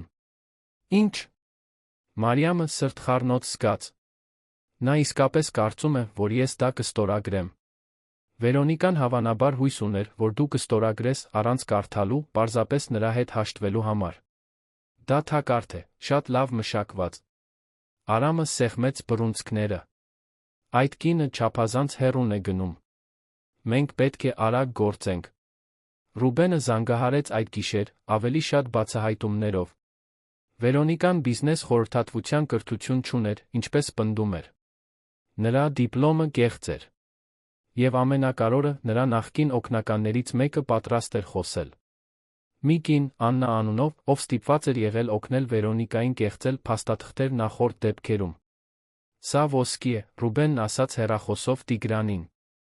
Եթե մենք ստանանք նրա ցուցմունքը, մենք կկարողանանք ապացուցել, որ Վերոնիկան հանցավոր վարքի օրինաչափություն ունի։ Կարող ես հանդիպում կազմակերպել։ Արդեն կազմակերպված է։ Վաղը։ Ժամը 3-ին, իմ գրասենյակում։ Անդրեասյան եղբայրները նայեցին միմյանց։ Կտորները տեղ էին ընկնում։ Ճշմարտությունը սկսում էր դուրս գալ ստվերներից։ Եվ շուտով, շատ շուտով, Վերոնիկան նրա ստերը կբացահայտվեին աշխարհի առաջ։ Բայց նրանցից ոչ ոք չէր պատկերացնում, թե որքան հեռուն էր Վերոնիկան պատրաստ գնալ իր գաղտնիքները պաշտպանելու համար։ Եվ որ պայքարը նոր էր սկսվում։ Ռուբեն Թադոսյանի գրասենյակի սենյակը գտնվում էր Երանի արտրային շենքի 10-րդ հարկում, Սանա լճի տեսարանով։ Մարիամ Անդրեասյանը իր 3 եղբայրների հետ էր, երբ նրանք եկան Աննայի հետ հանդիպման։ Նրանց սպասող կինը մոտ 30 տարեկան էր, շագանակագույն մազերը հավաքած կապված էր, աչքերը հոգնածություն ու վախ էին արտահայտում։ Ռուբենը ներկայացրեց նրանց։ Աննա, սրանք Մարիամ Անդրեասյանն ու նրա եղբայրներն են։ Մարիամ, սա Աննա Սարգսյանն է։ Աննան նրբորեն սեղմեց Մարիամի ձեռքը։ Շնորհակալություն մեզ հետ խոսելու համաձայնելու համար, ասաց Մարիամը։ Ես պետք է դա անեի։ Իմ խիղճը ամիսներ շարունակ ինձ հանգիստ չէր տալիս։ Բոլորը նստեցին։ Ռուբ Էնը միացրեց ձայնագրիչը, Աննայի թույլտվությամբ, նա սկսեց պատմել իր պատմությունը։ Ես Վերոնիկայի օգնականն էի 2 տարի առաջ։ Այդ ժամանակ նա օգտագործում էր Վերոնիկա Մենդես անունը։ Ես չգիտեի, բայց նա դա անում է, փոխում է ազգանունը, կախված քաղաքից կամ իրավիճակից։ Երբ ես հանդիպեցի նրան, նա լուրջ, իրավասու մասնագետ էր թվում։ Առաջարկեց լավ աշխատավարձ, ես ընդունեցի։ Նա դադարեց, մի կում ջուր խմեց, նախքան շարունակելը։ Սկզբում ամեն ինչ նորմալ էր։ Վարչական աշխատանք, փաստաթղթերի կազմակերպում։ Բայց մի քանի ամիս անց նա սկսեց ինձանից տարօրինակ բաներ խնդրել։ Փոխել ամսաթվերը փաստաթղթերում, ստեղծել կեղծ խոսակցություններ հաղորդագրությունների հավելվածներում, նույնիսկ կեղծել հյուրանոցների ռեստորանների անդորրագրեր։ Տիգրանը առաջ թեքվեց։ Եվ դու արել ես։ Աննան իջեցրեց աչքերը, ամաչած։ Սկզբում հրաժարվեցի։ Բայց նա սպառնաց ինձ։ Ասաց, որ կապեր ունի, որոնք կարող են կործանել իմ մասնագիտական հեղինակությունը, որ ես երբեք էլ չեմ կարողանա աշխատանք գտնել այդ ոլորտում։ Ես հուսահատ էի, վճարելու հաշիվներ ունեի, մայրս հիվանդ էր։ Այնուհետ ես արեցի։ Ինչպես ես կոնկրետ կատարում այդ կեղծիքները, հարցրեց Արմենը։ Վերոնիկան ինձ մանրամասներ էր տալիս։ Այն մարդու անունը, ով իբր սիրավեպ էր ունենում, կոնկրետ ամսաթվեր, վայրեր։ Ես ստեղծում էի կեղծ խոսակցություններ, օգտագործելով խմբագրման հավելվածներ, վերցնում էի հյուրանոցների ռեստորանների անդորրագրերի մոդելներ ինտերնետից փոխում տեղեկատվությունը։ Դրանք բավականին համոզիչ էին։ Եվ դա ինչի համար էր օգտագործում։ Ամուսնություններ կործանելու համար։ Նա ուներ մի օրինաչափություն։ Ընտրում էր ամուսնացած տղամարդկանց, սովորաբար ֆինանսապես հաջողակ, ովքեր անցնում էին խոցելիության որոշակի պահի միջով։ Մոտենում էր նրանց, շահում էր վստահությունը, սկսում էր կասկածներ սերմանել կանանց մասին։ Այնուհետ ինձ ուղարկում էր կեղծ ապացույցներ ստեղծելու։ Արամը գլխով արեց, անհավատությամբ։ Եվ ոչ ոք երբեք չկասկածեց։ Ոմանք կասկածեցին, այո։ Բայց նա շատ լավ էր մանիպուլյացիա անում։ Եվ երբ տղամարդիկ արդեն էմոցիոնալ առումով ներգրավված էին նրա հետ, նրանք չէին հարցաքննում։ Նրանք ուզում էին հավատալ։ Քանի դեպքի եք ականատես եղել, հարցրեց Մարիամը, ձայնը թեթակի դողում էր։ 3, բացի ձերից։ Առաջինը Վանաձորի մի գործարար էր։ երկրորդը Դիլիջանի մի փաստաբան, երրորդը Երանի մի բժիշկ։ Բոլորն ավարտվեցին ամուսնալուծությամբ, նա միշտ հեռանում էր նրանց ունեցվածքի զգալի մասով։ Դուք ապացույցներ ունեք դրա մասին։ Աննան բացեց իր պայուսակը, հանեց մի յոսպ կրիչ։ Ունեմ։ Ես պահել եմ ամեն ինչի պատճենները։ Բոլոր կեղծիքները, որոնք արել եմ, Վերոնիկայի էլեկտրոնային նամակները, որոնք ինձ ցուցումներ էին տալիս, նույնիսկ խոսակցությունների որոշ ձայնագրություններ, որտեղ նա խոստովանում էր իր պլանները։ Ես գիտեի, որ մի օր դա կարող է պաշտպանել ինձ։ Ռուբենը զգուշորեն վերցրեց յոսպ կրիչը, կարծես ոսկի լիներ։ Սա հենց այն է, ինչ մեզ պետք է։ Ինչու՞։ Եք դա անում հիմա, հարցրեց Տիգրանը։ Ինչու՞։ Ռիսկի դիմել։ Աննան ուղիղ նայեց Մարիամին։ Որովհետև երբ իմացա, որ այս անգամ զոհը հղի է, ես այլս չկարողացա լռել։ Մի բան է կործանել ամուսնությունը։ Մեկ այլ բան է վտանգել անմեղ երեխայի կյանքը։ Բացի այդ, ես այլ աշխատանք գտա, հեռու նրանից։ Ես փորձում եմ նորից կառուցել իմ կյանքը ճիշտ ճանապարհով։ Մարիամը զգաց, թե ինչպես են աչքերը լցվում։ Շնորհակալություն։ Դուք չեք պատկերացնում, թե դա որքան բան է նշանակում։ Հանդիպումից հետո եղբայրները վերադարձան բնակարան, լիցքավորված։ Վերջապես նրանք իրական զենք ունեին Վերոնիկայի դեմ։ Հիմա մեզ պետք է պլան, օգտագործելու այս տեղեկատվությունը, ասաց Տիգրանը, արդեն ռազմավարորեն մտածելով։ Մենք չենք կարող պարզապես ցույց տալ Ռաֆայելին։ Նա խորապես մանիպուլյացիայի է ենթարկվել։ Պետք է լինի ինչ-որ ավելի մեծ բան։ Արամը հեռախոսով էր, ինչ-որ բան էր թերթում։ Շինարարական ընկերությունը, որտեղ Ռաֆայելն ու Վերոնիկան աշխատում են, հաջորդ շաբաթ մեծ միջոցառում է անելու։ Բիզնես գալա, նոր նախագիծը նշելու համար։ Կլինեն ներդրողներ, գործընկերներ, մամուլ։ Տիգրանը նայեց եղբորը, ժպիտը սկսեց ձավորվել։ Դու մտածում ես այն, ինչ ես եմ մտածում։ Հրապարակայնորեն բացահայտել նրան։ Այո։ Ռիսկային է, բայց վերջնական կլինի։ Չգիտեմ, զգուշորեն ասաց Արմենը։ Սա կարող է հետա դարձ հարված տալ։ Մարիամը, ով լուռ լսում էր ամեն ինչ, վերջապես խոսեց։ Ես ուզում եմ դա անել։ Ես ուզում եմ, որ բոլորը տեսնեն, թե ով է նա իրականում։ Ոչ միայն Ռաֆայելը, այլ բոլորը, ում նա խաբել է։ Վստահ ես, հարցրեց Տիգրանը։ Դժվար կլինի։ Հրապարակային։ Դու պատրաստ ես դրան։ Մարիամը ձեռքը դրեց իր փորին։ Իմ Մարիա ծաղիկի համար ես պատրաստ եմ ամեն ինչի։ Հաջորդ օրերը լարված նախապատրաստություն էին։ Ռուբենը հավաքեց Աննայի յոսպ կրիչի բոլոր ապացույցները։ Արամը օգտագործեց իր կապերը միջոցառման հրավերներ ստանալու համար։ Տիգրանը վարձեց լավագույն փաստաբաններին, ապահովելու համար, որ ամեն ինչ կատարվի օրենքի շրջանակներում։ Մինչդեռ Վերոնիկան մեծացնում էր ճնշումը Ռաֆայելի վրա։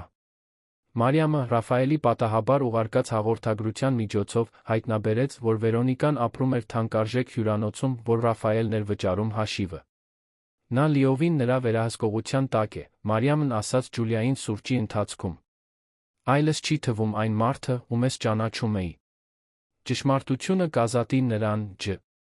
Ուլիան համոզված պատասխանեց։ Պարզապես պետք է հավատ ունենալ։ Միջոցառման նախորդ գիշեր Մարիամը չափազանց նյարդային էր քնելու համար։ Նա վեր կացավ Տիգրանին, գտավ պատշգամբում, նայելով լուսավորված լճին։ Դու էլ չես կարողանում քնել, հարցրեց նա։ Ես վախենում եմ։ Իսկ եթե չստացվի։ Իսկ եթե ոչ ոք չհավատա։ Տիգրանը ձեռքը դրեց նրա ուսերին։ Գիտես, թե ինչ էր միշտ ասում հայրիկը։ Ճշմարտությունը կարող է ուշանալ, բայց միշտ հասնում է։ Եվ երբ հասնում է, ոչինչ չի կարող կանգնեցնել այն։ Մարիամը գլուխը դրեց եղբոր ուսին։ Կարոտում եմ նրան։ Եվ մայրիկին։ Նրանք կիմանային, թե ինչ անել։ Նրանք գիտեն, որտեղ էլ լինեն։ Եվ հպարտ են քեզնով։ Քո քաջությամբ։ Միջոցառման օրը Մարիամը զգուշորեն հագնվեց։ Նա ընտրեց մուգ կապույտ զգեստ, որը հարմար էր իր 5-ամսյա փորին, հավաքեց մազերը նրբագեղ սանրվածքով թեթակի դիմահար տարվեց։ Հայելու մեջ նայելիս նա տեսավ ոչ թե վերջին շաբաթների փխրուն վախեցած կնոջը, այլ ինչ-որ մեկին ուժեղ, վճռական։ Նրա 3 եղբայրները անթերի էին մուգ կոստյումներով։ Աննան նույնպես ուղեկցում էր նրանց, ինչպես նա Ռուբենը 2 փաստաբաններից մեկը։ «Պատրաստ ես» հարցրեց Արամը։ «Պատրաստ եմ»։ Միջոցառումը տեղի էր ունենում Կասկադի հնքաստղանի հյուրանոցում։ Գլխավոր սրահը հիասքանչ կերպով զարդարված էր, լի նրբագեղ մարդկանցով, աշխույժ խոսակցություններով, շամպայնի բաժակների զրնգոցով։ Մարիամը տեսավ Ռաֆայելին սրահի մյուս կողմում, խոսելով որոշ գործընկերների հետ։ Նա տարբեր էր, չափազանց նիհար, խորը մուգ շրջանակներով աչքերի տակ։ Նրա կողքին Վերոնիկան էր, շքեղ կարմիր զգեստով, ձեռքը տիրապետող կերպով նրա թին։ Երբ Վերոնիկան տեսավ Մարիամին ներս մտնողին, նրա դեմքը գունատվեց վայրկյանի մի մասով, նախքան ինքնավստահության դիմակը վերականգնելը։ Ինչ է նա անում այստեղ, Մարիամը տեսավ, թե ինչպես է նա հարցնում Ռաֆայելին, ով նույնպես զարմացած էր թվում։ Երեկոն իր բնական հունով անցավ առաջին ժամվա ընթացքում։ Ելույթներ եղան, կենացներ ասվեցին։ Այնուհետ, ելույթների միջ ընդմիջման ժամանակ, Արամը բարձրացավ բեմ։ Որպես փորձառու քաղաքական գործիչ, նա գիտեր, թե ինչպես ղեկավարել սենյակը։ Բարի երեկո բոլորիդ։ Գիտեմ, որ նախատեսված չէր, բայց կցանկանայի թույլտվություն խնդրել կարճ հայտարարության համար, որը կարծում եմ հետաքրքրություն կառաջացնի այստեղ ներկա բոլորի մոտ։ Սրահում լռություն տիրեց, բոլորի հայացքները ուղղված էին նրան։ Մենք այստեղ ենք, տոնելու բիզնեսը, գործընկերությունը, վստահությունը։ Եվ հենց վստահության մասին պետք է խոսեմ։ Իմ քույրը, Մարիամ Անդրեասյանը, պատմություն ունի պատմելու։ Պատմություն մանիպուլյացիայի, ստերի կեղծ մեղադրանքների մասին։ Եվ կարծում եմ, որ ձեզանից ոմանք կարող են նույնականացնել իրենց դրա հետ։ Արամը ժեստ արեց Մարիամին մոտենալու համար։ Ոտքերը դողում էին, բայց սրտում վճռականությունը կայուն էր, նա բարձրացավ բեմ։ Նա նայեց հանդիսատեսին, նրա աչքերը հանդիպեցին Ռաֆայելի աչքերին, ով շփոթված զարմացած էր թվում։ Նրա կողքին Վերոնիկան լարված էր, ինչպես ջութակի լար, որը պատրաստ էր կտրվելու։ Իմ անունը Մարիամ Անդրեասյան է։ Ես բուժքույր եմ, 5 ամսական հղի եմ։ Վերջին ամիսներին իմ ամուսնությունը համակարգված կերպով կործանվել է ստերի մանիպուլյացիաների պատճառով։ Իմ ամուսի Նա համոզվել է, որ ես դավաճանել եմ նրան, որ այն դուստրը, որին ես կրում եմ, իրենը չէ։ Այս ամենը հիմնված է կեղծ ապացույցների վրա, որոնք ստեղծվել են այս սրահում գտնվող մի կնոջ կողմից։ Հանդիսատեսի միջով շշուկ անցավ։ Մարիամը խորը շունչ քաշեց, շարունակեց. Այդ կնոջ անունը Վերոնիկա Սալես է, բայց դուք նրան ճանաչում եք որպես ընկերության խորհրդատու Վերոնիկա։ Ինչ դուք չգիտեք, այն է, որ նա ճիշտ նույնն անելու պատմություն ունի։ Մոտենալ ամուսնացած տղամարդկանց, կործանել նրանց ամուսնությունները, շահույթ ստանալ դրանից։ Սա ծիծաղելի է։ Վերոնիկան բղավեց հանդիսատեսի միջից. Ստերեն։ Ռաֆայել, մի լսիր դրան։ Բայց նախքան Ռաֆայելը կարողանար արձագանքել, Տիգրանը վեր կացավ, միացրեց պրոյեկտորը։ Բեմի հետի էկրանը լուսավորվեց, ցույց տալով փաստաթղթեր, խոսակցություններ, անդորրագրեր։ Սրանք են այն կեղծ ապացույցները, որոնք Վերոնիկան ներկայացրել է Մարիամի դեմ։ Եվ սրանք, նա շարունակեց, փոխելով սլայդները, Վերոնիկայի էլեկտրոնային նամակներն են, իր օգնականին հրահանգելով ստեղծել այդ կեղծիքները։ Աննան նույնպես վեր կացավ։ Իմ անունը Աննա Սարգսյան է։ Ես աշխատել եմ այդ կնոջ համար, ստիպված եմ եղել կեղծ փաստաթղթեր ստեղծել։ Ես այստեղ եմ այսօր, ընդունելու իմ մասնակցությունը դրանում կանխելու համար, որ նա շարունակի կործանել կյանքեր։ Սրահը պայթեց ցնցված խոսակցություններից։ Վերոնիկան փորձեց դուրս գալ, բայց անվտանգության աշխատակիցներն արդեն տեղադրված էին ելքերում։ Ռաֆայելը գունատ էր, նայելով էկրանից Վերոնիկային, Մարիամին, ամեն ինչ մարսելով։ Նրանք փորձեցին կործանել ինձ, ասաց Մարիամը, նրա ձայնը կոտրված, բայց ուժեղ։ Նրանք փորձեցին ստիպել ինձ հավատալ, որ ես խելագար եմ, որ մեղավոր եմ հանցագործություններում, որոնք երբեք չեմ կատարել։ Բայց ճշմարտությունն ավելի ուժեղ է, քան ցանկացած սուտ։ Նա ուղիղ նայեց Ռաֆայելին։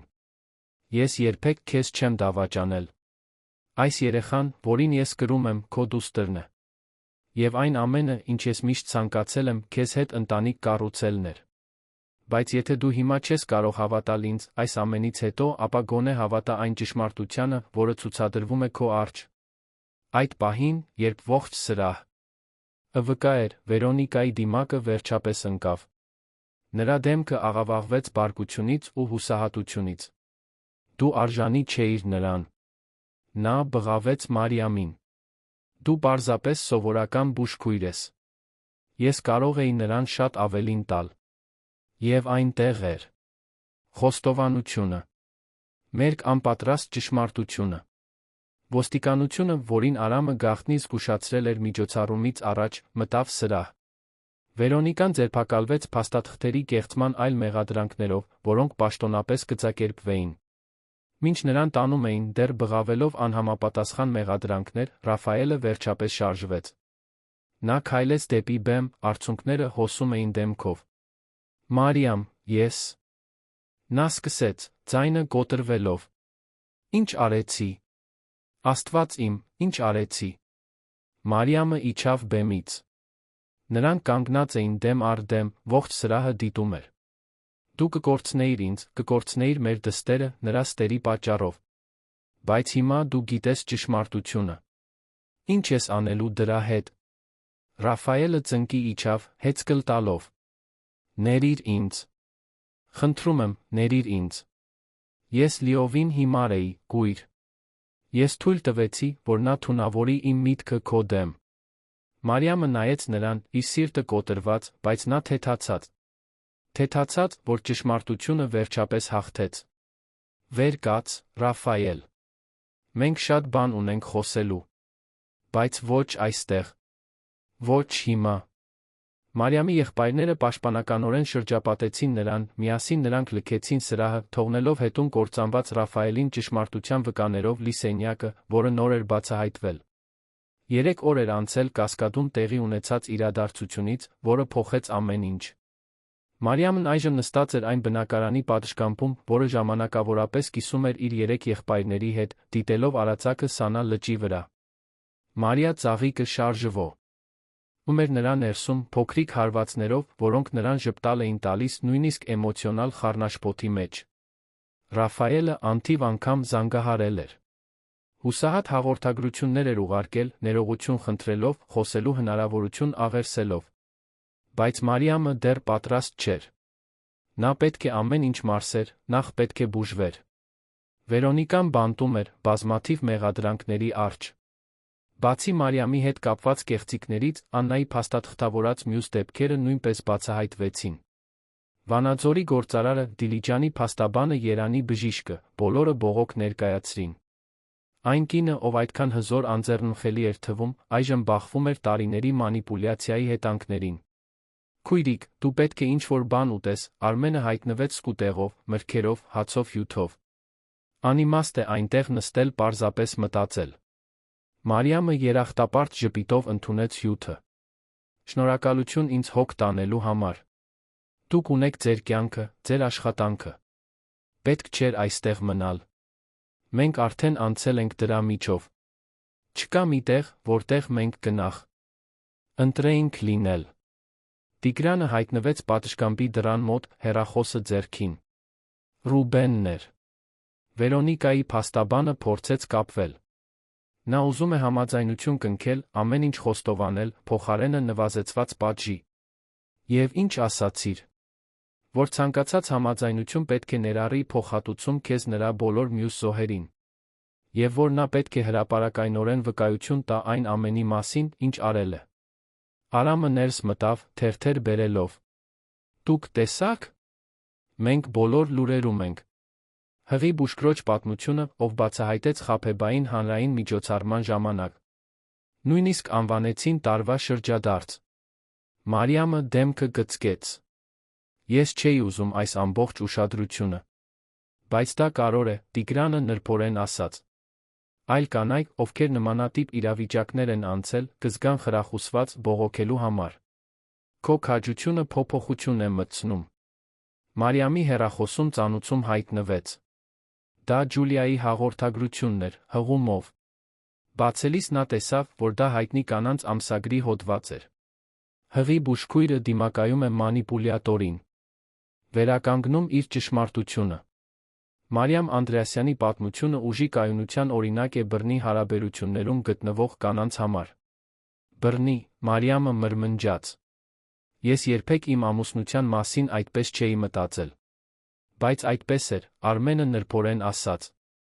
Միգուցե ոչ ֆիզիկապես, բայց հոգեբանորեն։ Մշտական մեղադրանքները, անվստահությունը, մեկուսացումը, որը նա փորձում էր քեզ պարտադրել։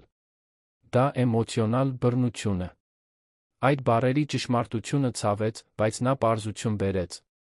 Մարիամը ամիսներ էր անցկացրել ինքն իրեն կասկածելով, իր սեփական մտքի առողջությունը կասկածի տակ դնելով։ Հիմա նա հասկացավ, որ դա իր մեղքը չէր։ Երբեք էլ չի եղել։ Ավելի ուշ այդ օրը Մարիամը վերջապես համաձայնեց հանդիպել Ռաֆայելին։ Բայց ոչ մենակ, ոչ տանը։ Նրանք ընտրեցին հանրային սրճարան, Տիգրանին թաքուն նստած մոտակա սեղանի մոտ։ Ռաֆայելը ժամանակին հասավ, բայց Մարիամը հազիվ էր ճանաչում նրան։ Նա թվում էր, թե տարիներով ծերացել էր մի քանի շաբաթվա ընթացքում։ Խորը մուգ շրջանակներ աչքերի տակ, խոռոչավոր դեմք, չափազանց մեծ թվ։ Ացող, հագուստ։ Մարիամ, շնորհակալություն ինձ տեսնելու համաձայնելու համար։ Նա գլխով արեց, ձեռքերը կոմֆորտի թեյի բաժակի շուրջ։ Ես եկել եմ միայն այն պատճառով, որ մենք պետք է խոսենք ապագայի մասին։ Մարիա ծաղիկի մասին։ Անունը լսելուն պես Ռաֆայելի աչքերը լցվեցին արցունքներով։ Մարիա ծաղիկ։ Դու նրա համար անուն ես ընտրել։ Ընտրել եմ։ Իմ տատիկի անունով։ Կատարյալ է։ Անհարմար լռություն տիրեց։ Ռաֆայելը խառնեց սուրճը, որ պատվիրել էր, բայց չխմեց։ Ես նույնիսկ չգիտեմ, որտեղից սկսեմ ներողություն խնդրել։ Ես լիովին հիմար էի։ Ես հավատացի ստերին, կասկածեցի քեզ, մեր դստերը։ Ես ոչնչացրի այն ամենը, ինչ լավն ունեինք։ Ինչու Ռաֆայել։ Մարիամը հարցրեց, ցավն ակնհայտ էր ձայնում։ Ինչ կար Վերոնիկայի մեջ, որ ստիպեց քեզ մոռանալ 8 տարի միասին։ 4 տարվա ամուսնություն։ Նա ձեռքերը դրեց դեմքին։ Ես խոցելի էի։ Աշխատանքը սթրեսային էր, մշտական ճնշում կար, անհնարին ժամկետներ։ Ես ինձ ծախողված էի զգում։ Եվ հետո նա հայտնվեց, գովեստներով, ուշադրությամբ։ Նա ինձ կարոր, ընդունակ էր զգում։ Երբ նա սկսեց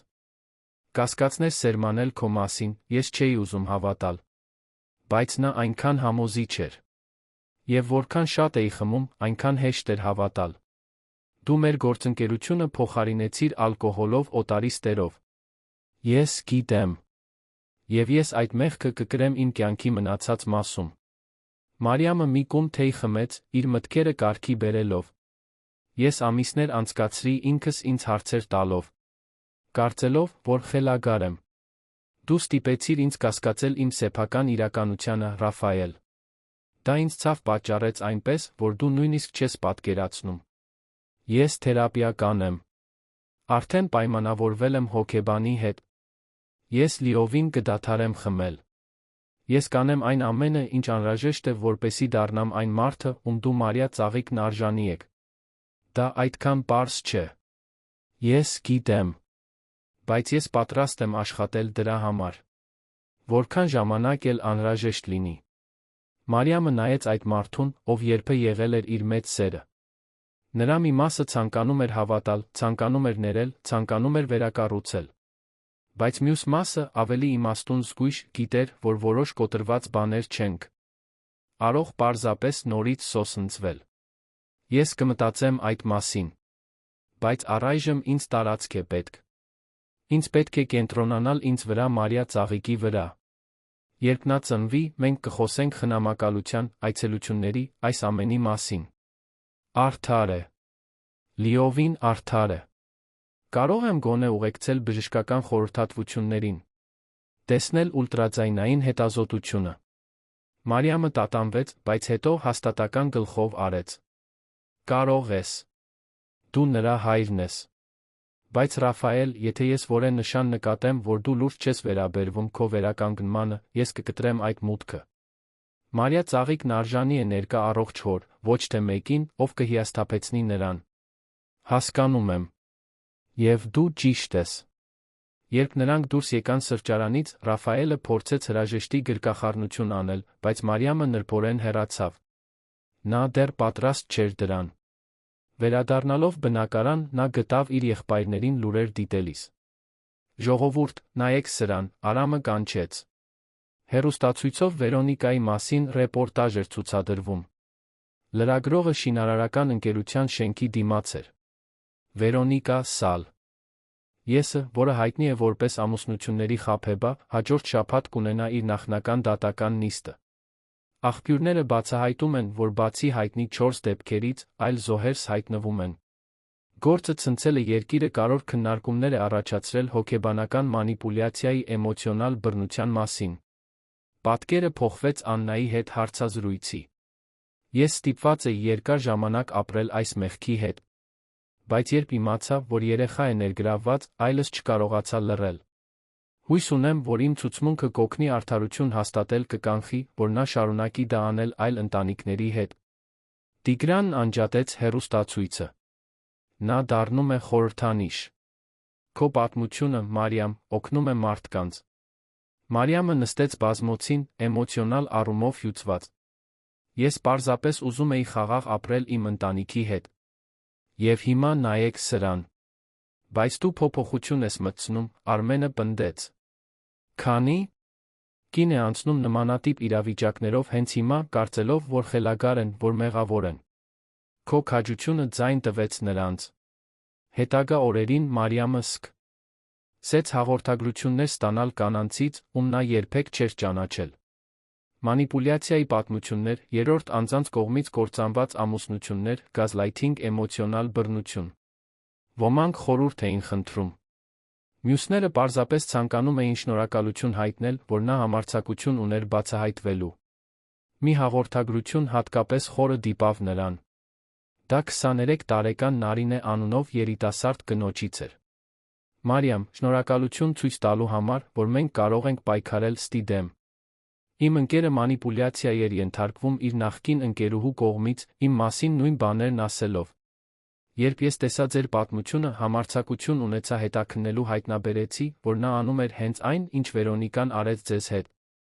Ես կարողացա ապացուցել իմ անմեղությունը, շնորհիվ ձեր օրինակի։ Դուք փրկեցիք իմ հարաբերությունները։ Դա կարդալը Մարիամին ստիպեց լացել, բայց դրանք թեթացման նպատակի արդյունքներ էին։ Միգուցե այն ամենը, ինչ նա անցել էր, ավելի մեծ իմաստ ուներ։ Ջուլիան այցելեց նրան այդ կեսօ. Լին, մորաքույր Անահիտի պատրաստած տնական թխվածքները բերելով։ Մորաքույր Անահիտը սա ուղարկել է ամբողջ սիրով։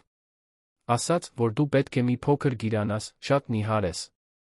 Մարիամը ծիծաղեց, երախտագիտությամբ ընդունելով թխվածքները։ Քո մայրը հրաշք է։ Երկու ընկերուհիները խոսեցին ամեն ինչի մասին։ Ապագայի մասին, Մարիա ծաղիկի մասին, Ռաֆայելի մասին։ Կարծում ես, որ պետք է նրանց մեկ հնարավորություն տաս, հարցրեց Ջուլիան։ Ես չգիտեմ, Ջուլիա։ Իմ մի մասը դեռ սիրում է նրան։ Բայց մյուս մասը չի կարող մոռանալ այն ցավը, որ նա պատճառեց ինձ։ Ինչպես նորից վստահել մեկին, ով հավատաց քո մասին ստերին։ Միայն դու կարող ես պատասխանել դրան։ Բայց ինչպիսին էլ լինի քո որոշումը, իմացիր, որ այն վավեր է։ Դու նրան ոչինչ պարտք չես։ Արամը ներս մտավ նոութբուքով։ Մարիամ, դու պետք է տեսնես սա։ Հարցազրույց էին վերցրել Վերոնիկայի նախկին զոհերից մի քանիսից։ Նրանցից մեկը դոկտոր Հարություն Ներսիսյանն է, Երանի բժիշկը։ Էկրանին միջին տարիքի մի տղամարդ, հոգնած, բայց վճռական տեսքով, տալիս էր իր ցուցմունքը։ Վերոնիկան կործան։ Ես իմ 20-ամյա ամուսնությունը։ Նա ստիպեց իմ կնոջը հավատալ, որ ես դավաճանում եմ նրան։ Երբ ճշմարտությունը բացահայտվեց, արդեն ուշ էր։ Իմ կինը չկարողացավ ինձ ներել, որ հավատացել է ստերին։ Մենք կորցրեցինք մեր ընտանիքը այդ կնոջ պատճառով։ Մարիամ Անդրեասյանին տեսնելը, ով համարձակություն ուներ հրապարակայնորեն բացահայտել նրան, ինձ ուժ տվեց նախոսելու։ Մենք չենք կարող թույլ տալ, որ նման մարդիկ շարունակեն կործանել կյանքեր։ Աստված իմ, Մարիամը շշնջաց։ Հիմա առնվազն 7 հայտնի զոհ կա, ասաց Տիգրանը։ Եվ հավանաբար ավելին կան, ովքեր դեռ չեն հայտնվել։ Այն, ինչ սկսվել էր որպես Մարիամի անձնական պատմություն, վերածվում էր ավելի մեծ շարժման։ Շարժում ընդդեմ մանիպուլյացիայի, ընդդեմ էմոցիոնալ բռնության, ընդդեմ ստերի, որոնք կործանում են ընտանիքներ։ Մեկ շաբաթ անց Մարիամին հրավիրեցին հարցազրույցի ազգային հեռուստածրագրում։ Սկզբում նա տատանվեց, բայց նրա եղբայրները խրախուսեցին նրան։ Դա քո հնարավորությունն է պատմելու քո պատմությունը քո սեփական բառերով, Արամն ասաց։ Առանց աղավաղումների, առանց մեկնաբանությունների։ Եվ այսպես Մարիամը հայտնվեց հեռուստատեսային ստուդիայում, պայծառ լույսերի տակ, հայտնի հաղորդավարուհու դիմաց, ով հայտնի էր իր զգայուն խորը հարցազրույցներով։ Մարիամ, շնորհակալություն այստեղ լինելու համար։ Գիտեմ, որ հեշտ չպետք է լինի։ Դժվար է, բայց անհրաժեշտ։ Պատմեք մեզ, երբ դուք հասկացաք, որ ձեր ամուսնությունը սաբոտաժի է ենթարկվում։ Եվ Մարիամը պատմեց։ Պատմեց Ռաֆայելի նուրբ փոփոխությունների մասին, Վերոնիկայի հայտնվելու մասին, մեղադրանքների մասին, վախի մասին։ Պատմեց այն քաջության մասին, որը նա գտավ իր մեջ իր եղբայրների ու ընկերների աջակցության մեջ։ Ինչ կասեիք կանանց, ովքեր անցնում են նմանատիպ իրավիճակներով։ Մարիամը ուղիղ նայեց տեսախցիկին, ձեռքերով շոյելով փորը։ Ես կասեի, վստահեք ինքներդ ձեզ։ Եթե դուք գիտեք ձեր ճշմարտությունը, թույլ մի տվեք, որ ոչ ոք ձեզ ստիպի կասկածել դրանում։ Օգնություն փնտրեք։ Խոսեք ընտանիքի, ընկերների, մասնագետների հետ։ Դուք մենակ չեք։ Երբեք։ Եվ հիշեք, ճշմարտությունը միշտ հաղթում է վերջում։ Այն կարող է ուշանալ, կարող է ցավոտ լինել, բայց այն միշտ հաղթում է։ Երբ հարցազրույցն ավարտվեց, Մարիամը զգաց, կարծես ծանրություն էր վերցվել իր ուսերից։ Նա իր ցավը վերածել էր նպատակի, իր պատմությունը, հույսի այլ մարդկանց համար։ Այդ գիշեր, անկողնում պառկած, զգալով, թե ինչպես է Մարիա ծաղիկը շարժվում իր ներսում, Մարիամը գիտեր, որ անկախ նրանից, թե ինչ կլինի Ռաֆայելի հետ, անկախ նրանից, թե ինչպես կավարտվի իր պատմությունը, նա արդեն հաղթել էր։ Նա հաղթել էր, թույլ չտալով իրեն կործանել։ Նա հաղթել էր, պայքարելով ճշմարտության համար։ Նա հաղթել էր, դառնալով այն ուժեղ կինը, ում իր դուստրն արժանի էր որպես մայր։ Եվ դա էր ամենամեծ հաղթանակը։ 4 ամիս էր անցել Կասկադում տեղի ունեցած այդ փոխակերպող երեկոյից։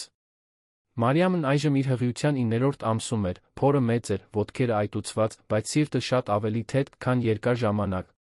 Կյանքն այնպիսի ուղիներ էր բռնել, որոնք նա երբեք չէր պատկերացնի։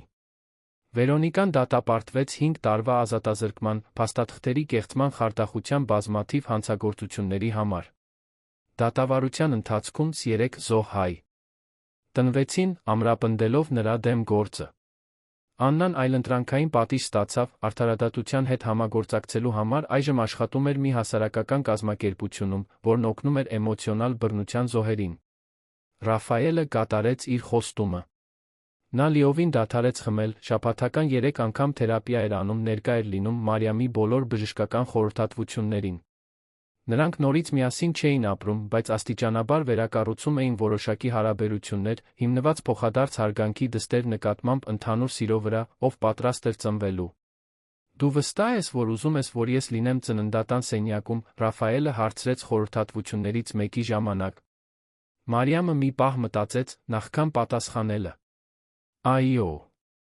Ամեն ինչից հետո դու նրա հայրն ես։ Մարիա ծաղիկն արժանի է ունենալու 2 ծնողներին ներկա, իր կյանքի ամենակարևոր պահին։ Ռաֆայելի աչքերը լցվեցին արցունքներով։ Շնորհակալություն։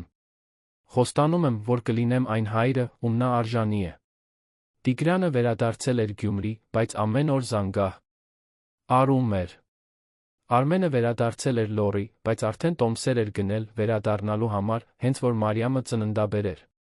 Արամը շարունակում էր մնալ հանրապետության հրապարակում, բայց խոստացավ ներկա լինել, հենց որ իր զարմուհին ծնվեր։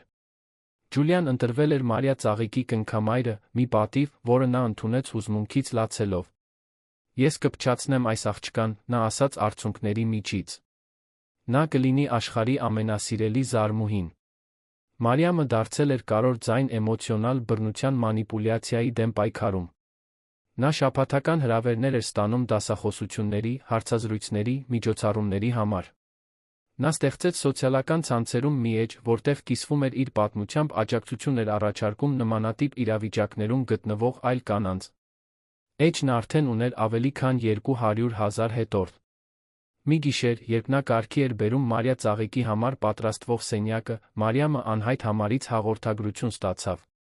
Նա տատանվեց, նախքան բացելը, Վերոնիկայի ուղարկած լուսանկարի հիշողությունները դեռ թարմ էին նրան տքում։ Բայց երբ նա բացեց, տեսավ, որ այն լիովին տարբեր էր։ Բարի Մարիամ, իմ անունը Լիլիթ է։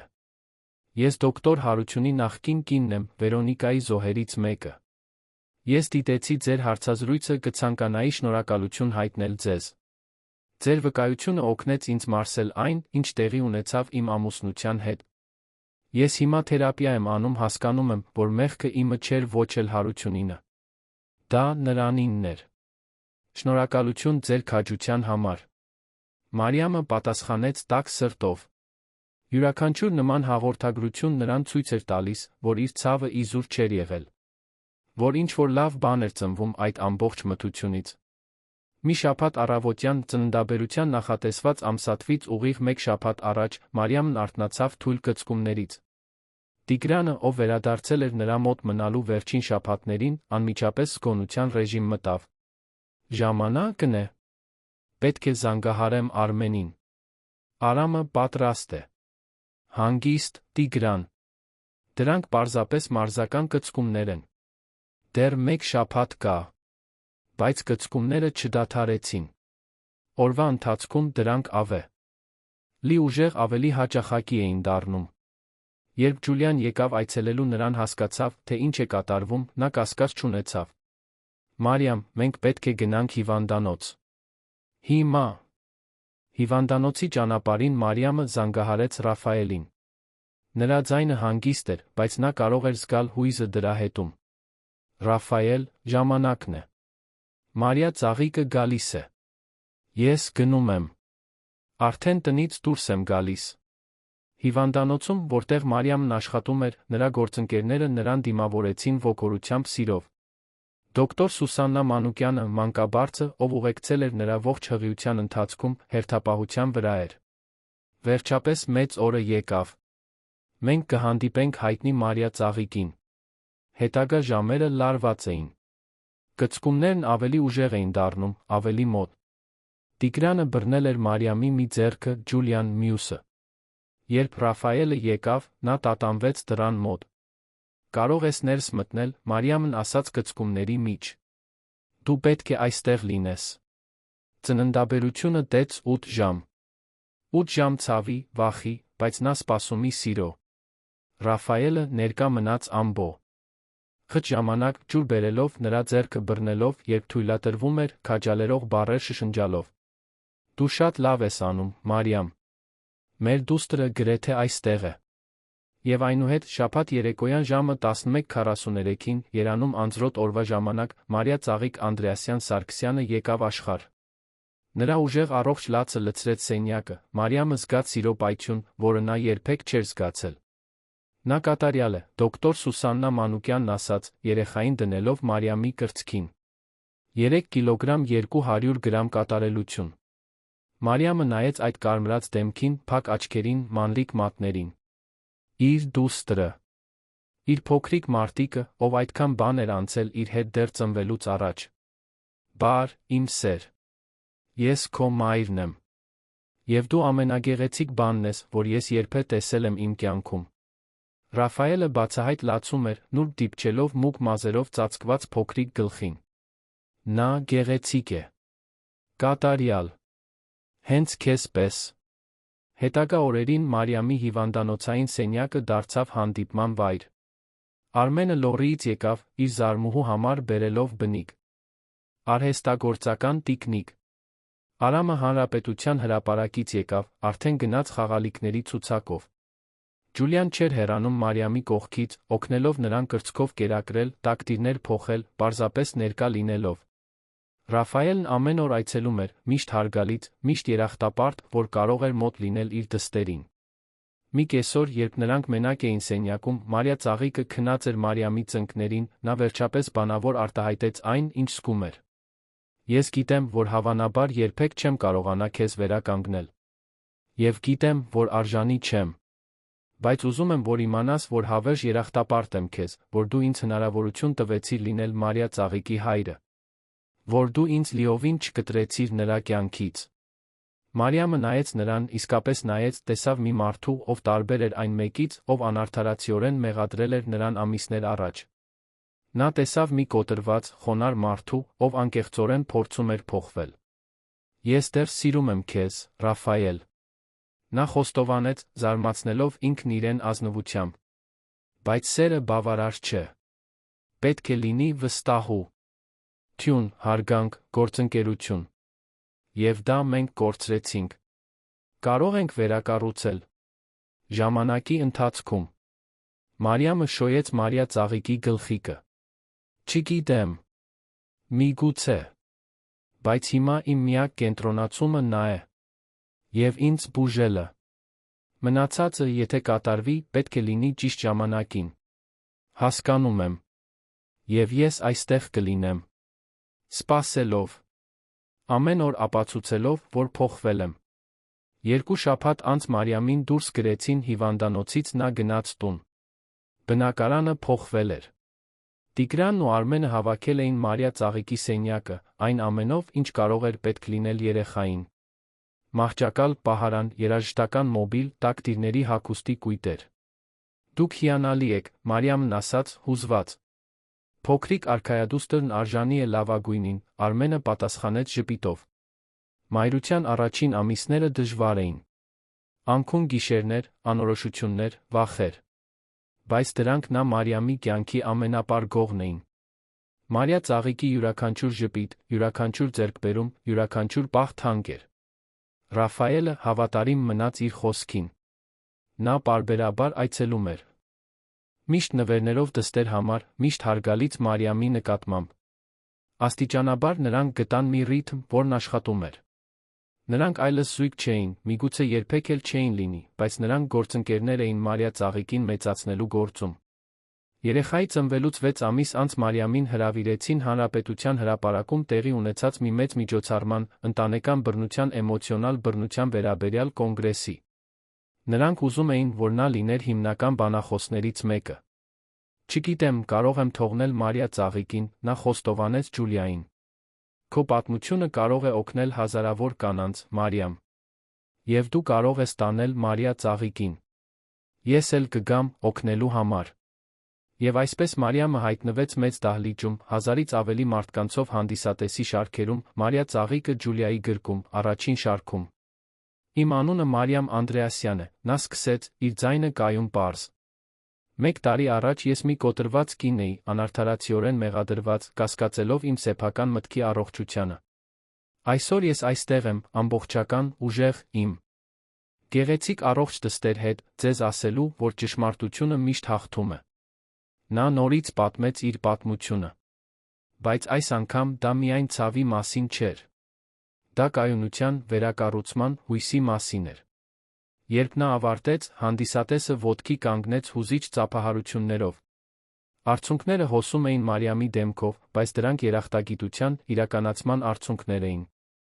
Ավելի ուշ, հանդերձարանում, մոտ 22 տարեկան մի երիտասարդ կին սպասում էր նրա հետ խոսելու։ Նրա աչքերը կարմիր էին լացից։ Մարիամ, շնորհակալություն։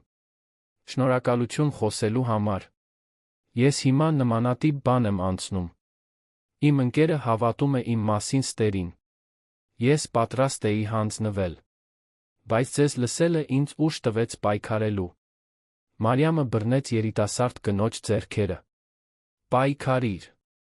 Պայքարիր քո ճշմարտության համար։ Եվ հիշիր, դու մենակ չես։ Երբեք։ Երբ նա վերադարձավ երան, Մարիամը զգաց, կարծես մի ցիկլ էր ավարտել։ Նա իր ողբերգությունը վերածել էր նպատակի, իր ցավը, հույսի այլ մարդկանց համար։ Մի գիշեր, երբ Մարիա ծաղիկն արդեն քնած էր մահճակալում, Ямը դուրս եկավ բնակարանի պատշգամբ։ Սանա լիճը փայլում էր լիալուսնի լույսի տակ։ Հենց այնտեղ էր ամեն ինչ սկսվել, այդ տեսարանը, որը միշտ հանգստացնում էր նրան ամենադժվար պահերին։ Ռաֆայելը զանգահարեց։ Ինչ-որ բան, որ նա անում էր ամեն գիշեր, դստերը բարի գիշեր ասելու համար, նույնիսկ եթե նա քնած էր։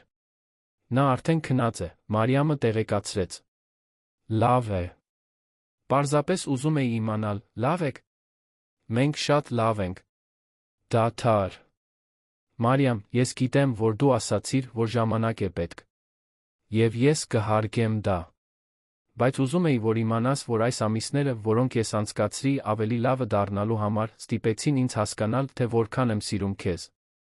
Որքան եմ կորցրել։ Եվ որքան եմ պատրաստ սպասել, որքան ժամանակ էլ անհրաժեշտ լինի։ Մարիամը զգաց, թե ինչպես է սիրտը սեղմվում։ Ռաֆայել, ես էլ եմ սիրում քեզ։ Բայց սերը չի ջնջում այն, ինչ տեղի ունեցավ։ Ես գիտեմ։ Բայց կարող է նոր բան կառուցել։ Ավելի լավ բան։ Երբ դու պատրաստ լինես։ Միգուցե մի օր, նա մեղմորեն ասաց։ Միգուցե։ Անջատելուց հետո Մարիամը նայեց աստղերին։ Ապագան որոշ էր։ Նա չգիտեր, թե արդյոք մի օր լիովին կներեր Ռաֆայելին։ Նա չգիտեր, թե արդյոք նրանք նորից զույգ կդառնային։ Բայց նա գիտեր, որ լավ էր։ Որ Մարիա ծաղիկը լավ էր։ Որ նրանք ունեին ընտանիք, որը սիրում էր նրանց, ընկերներ, որոնք աջակցում էին նրանց, համայնք, որը ընդունում էր նրանց։ Եվ ամենակարևորը, նա գիտեր, որ գտել էր իր սեփական ուժը։ Որ այլս երբեք թույլ չէր տա, որ ինչ-որ մեկը ստիպեր նրան կասկածել իր ճշմարտությանը։ Որ նա ցավը վերածել էր ուժի, ամոթը, հպարտության, մթությունը լույսի։ Մարիա ծաղիկը շարժվեց մահճակալում, փոքրիկ շշուկով։ Մարիամը մոտեցավ նրան, նրբորեն շոյելով նրա դեմքը։ Դու գիտես, որ քո մայրը գրեթե հանձնվեց։ Գրեթե հավատաց, որ թույլ է, որ մեղավոր է բաներում, որոնք երբեք չի արել։ Բայց հետո դու եկար։ Եվ ինձ պատճառ տվեցիր պայքարելու։ Ուժեղ լինելու։ Հավատալու ճշմարտությանը։ Նա համբուրեց դստեր նուրբ ճակատը։ Երբ դու մեծանաս, ես քեզ կպատմեմ այս ամբողջ պատմությունը։ Ես քեզ կսովորեցնեմ, որ անկախ նրանից, թե ինչ կասեն քո մասին, անկախ նրանից, թե քանի սուտ կփորձեն տնկել, դու երբեք չպետք է կասկածես քո սեփական ճշմարտությանը։ Երբեք չպետք է լռես։ Երբեք չպետք է հանձնվես։ Դրսում քաղաքը քնած էր։ Բայց Մարիամի սրտում աճում էր նորացված վստահություն, որ նա հաղթահարել էր, որ նա հաղթել էր, որ ճշմարտությունը, նրա ճշմարտությունը միշտ ավելի ուժեղ կլինի, քան ցանկացած սուտ։ Եվ այդ հաղթանակը, այդ ուժը, այդ վստահությունը ամենամեծ ժառանգությունն էր, որ նա կարող էր թողնել Մարիա ծաղիկին։ Սիրելի ունկնդիրներ, հուսով ենք, որ Մարիա ծաղիկի պատմությունը դիպավ ձեր սրտերին, ոգեշնչեց ձեզ երբեք չհրաժարվել ձեր սեփական ճշմարտությունից։ Այս պատմությունը մեզ ցույց է տալիս, որ նույնիսկ ամենադժվար պահերին, երբ ամեն ինչ կորած է թվում, ներքին ուժը, նրանց աջակցությունը, ովքեր սիրում են մեզ, կարող են մեզ տանել դեպի հաղթանակ։ Եթե այս պատմությունը արձագանքում է ձեզ, եթե դուք ճանաչում եք մեկին, ով կարիք ունի լսելու այս հույսի քաջության ուղերձը, կիսվեք։ Բաժանորդագրվեք մեր ալիքին, ստանալու ավելի շատ պատմություններ, որոնք նշում են մարդկային ոգու կայունությունը։ Դրեք ձեր հավանումը, եթե Մարիամը ոգ է։ Շնչեց ձեզ, մեկնաբանություններում ասեք մեզ, թե պատմության որ մասը ամենաշատը դիպավ ձեր սրտին։ Ամեն օր մենք ներկայացնում ենք պատմություններ, որոնք ուսումնասիրում են կյանքի բարդությունը, այն մարտահրավերները, որոնց մենք բախվում ենք, այն հաղթանակները, որոնք մենք ձեռք ենք բերում։ Ձեր մասնակցությունը, ձեր մեկնաբանությունները, ձեր աջակցությունը ամբողջ տարբերությունն են կազմում։ Միշտ հիշեք, դուք մենակ չեք, ձեր ճշմարտությունը կարող է, մեկ անձի քաջությունը կարող է լուսավորել ճանապարհը շատ ուրիշների համար։ Մինչ հաջորդ պատմությունը, թող դուք երբեք չկորցնեք հավատը ճշմարտության ուժի նկատմամբ։